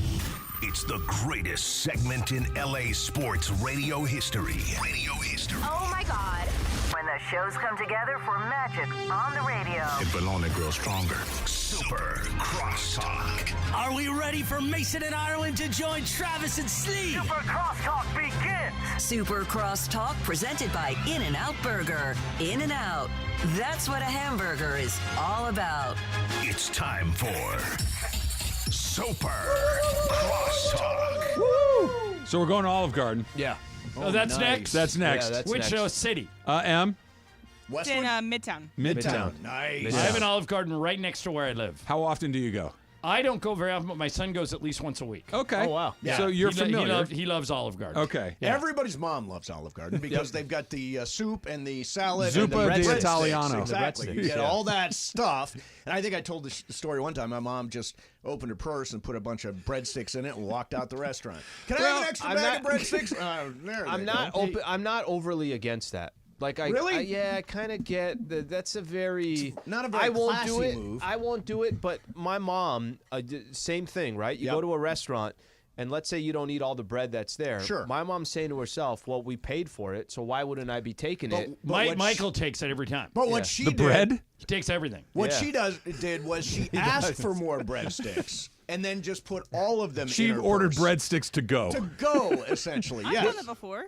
Have you? Yes, Not the I classiest have. move in the world. It's a move. It is a move. It is a When move. you say he takes everything, get specific. Does he take the ketchup, right, the ketchup. Oh, the Trav, sugar packets? You don't know the ketchup story. I know he brings his own. Correct. But if So they, he doesn't need to take that. But the other night, I'll swear to God on this story. The food in the media room looked decent, but it's media room food. Yeah. Michael filled up 3 containers of it and took it home with him. And his theory is that since he doesn't eat while he's there, he's really not doing anything wrong. Right. Okay, I'm not against them. That this is his meal. And he doesn't like to eat before games Okay. because there's when we run into the bathroom every 5 minutes during the game. Yep. So he packs it up. He has a secret refrigerator someplace. Yeah, we don't know where the secret fridge is. AB Jackson, the guy who runs the now kneecapped press room, will not let Michael store his items in the refrigerator. So Michael has befriended someone With the at refrigerator Crypto at that has Crypto. their own fridge. on the kitchen staff. Yeah. Okay, but Slee, you say you're okay with it. Here, I want to try to say why this is not okay. Can I say the only reason why I'm okay with it is because of what John just said. He wants to eat. He just does not eat before games. Okay, that's fine. So he's having that I don't have meal. a problem with that. And by the way, people know this about him, so now they bring food to our broadcast position. And by the way- mostly candy and bags of chips, but Michael takes it all. And as recently as yesterday, in honor of his birthday next week, they brought Pizza Hut in. Okay. And so everybody's like all excited. Pizza Hut. They had a big bucket of Big wings bucket in, of wings a and pizza, about a one of those- medium-sized pizza. One of those Great. cookies baked in Big the cookies. pan. Oh, those are good. Like about the size of Hard to get cooked in the middle, but took good. it all. batting helmet. You know how much the rest of the team got? Not a Zero, No, because as a matter- Michael was bringing it home for dinner. Yeah, as a matter of fact, Michael said, you can look, but you can't touch. And he packed it all up, Okay, refrigerated it at Crypto, I wanna get and then spe- drove it home. I want to get specific here. That was Michael's birthday present yesterday? Well, the people at Pizza Hut heard it was his birthday. Okay. It was one of his last shows before we Okay. leave. So if yeah, that the is a birthday gift to Michael and he does not want to share, he's allowed to take that home. Right. It's his pizza, it's his giant cookie. That's fine. Not a big problem with it. Taking a meal from the media center because, hey, I don't want to eat before the game. I will eat this, but I'm going to eat it later is fine. Packing your fridge full of extra meals is not okay. They're there to feed you that night. If you want to eat it now, during, after, fine. But if you, John, to your He's point, set for 3 if days. he stacked up 3 different meals, I'll eat the Pizza Hut 2 on of those Thursday, I'll are eat out the of media bounds. room on Friday. Well, Michael has very specific guidelines when he eats. For example, his actual birthday is Tuesday. We have a game in Atlanta. So we're all going out Wednesday in Boston for Michael's birthday, and I'm kind of coordinating the dinner. Now, if you do a dinner for Michael, if you do a dinner for anybody else, you can go wherever you want. But Michael, he will only go team hotel if it's in the hotel, okay, regardless of if the restaurant's any good or not. He'll only go if it's in the hotel and if you eat at 6 or earlier. If you violate one of those two rules, he's out. Yeah. And he will happily take his headphones and his iPad, go down to the restaurant by himself at 5 o'clock, eat by himself, and be completely happy. But because it's birthday, and he's the most generous guy in our group. Like, if we all go out to dinner, Michael, you can't get the check away from him. He picks up the tab. We have to twist his arm to get us to give him money. Yeah. He feels like Stu got him his job. And so if Stu's there, Michael has a rule: Stu never pays. And he just and Michael invites, he's like the Pied Piper. He invites the flight attendants and he invites, other people. But you have to, if it's Michael's dinner and if he's coordinating it, you have to live by those two rules. Fair. It will be in the hotel, some restaurant that is inside the hotel, and it will be at 6 o'clock or earlier. If not, you're out. Or he's out. If you say, we got to go at 7. No, I'm out. Enjoy. Have a nice night. But he won't pay for Doug Mann's pies. Yeah, right. No, he did. He did pay for Doug's pies because Doug made him pay. He's still complaining about it yesterday. Well, he just does that to get on Doug. What's the reception? So you're talking about the Michael's birthday. You're going to do his birthday reception in Wednesday in Boston. Yeah, it's Boston. Right. The Laker broadcast team is coming in. Yeah, they happy to see you. Oh, Michael just eats it up. Okay. Yeah. Because Michael was Showtime Lakers. Yeah, he'll walk through the hotel and somebody will go, "You Michael Thompson?" He goes, "Yeah, don't boo me." They love him. Yeah. He's easy to love. Trying to find a place in Boston, though. So the guy who has his job for the Celtics is Cedric Cornbread Maxwell. Sure. Yep. And Sean Grandy, who has my job, is very much like me. He's like, he flies by the seat of his pants. He has a lot of fun. He doesn't take himself too seriously. So those two go on each other's pregame shows. Sliwa has tried to police this when he's hosting. Cornbread Maxwell came when I was doing pregame. He hijacked. You can't shut him. Nope, he hijacked it, and it was nice. I got a 10-minute break. Michael and him will go toe-to-toe for 10 minutes. And neither one will back down. It is the funny. The last show you did on Christmas, Max comes over and Michael goes, "See, I told you we were going to get an 18th banner before you. Look at that." and Max is like demolishing the banner. He's like, "I can't believe you even hung that thing." He sees a banner, and Michael's like, "You ain't got one." Slee, were you arguing with Cornbread? You're like, "I'm with you." Did you slide over to his side of the table? Michael knows my stance. Yeah. Michael's very well my stance. It was very funny. Yeah. I'm looking at the TVs here in the studio, and they're talking about guys that got into the Hall of Fame, guys that didn't I have get into the Hall of Fame. I have a question, since all you guys like baseball. Yeah. The number that jumped out at me yesterday, A-Rod, who has 700 home runs. It's like 30%. 34%. Yeah. He's just never getting in, is he? No, he's never getting Doesn't in. look like it. No, you cheat, you're out. But other do you guys, not think people who cheated are in? Like David Ortiz was rumored to be cheating his whole career, but it's and only he's a in. rumor. There's no. Again, you just.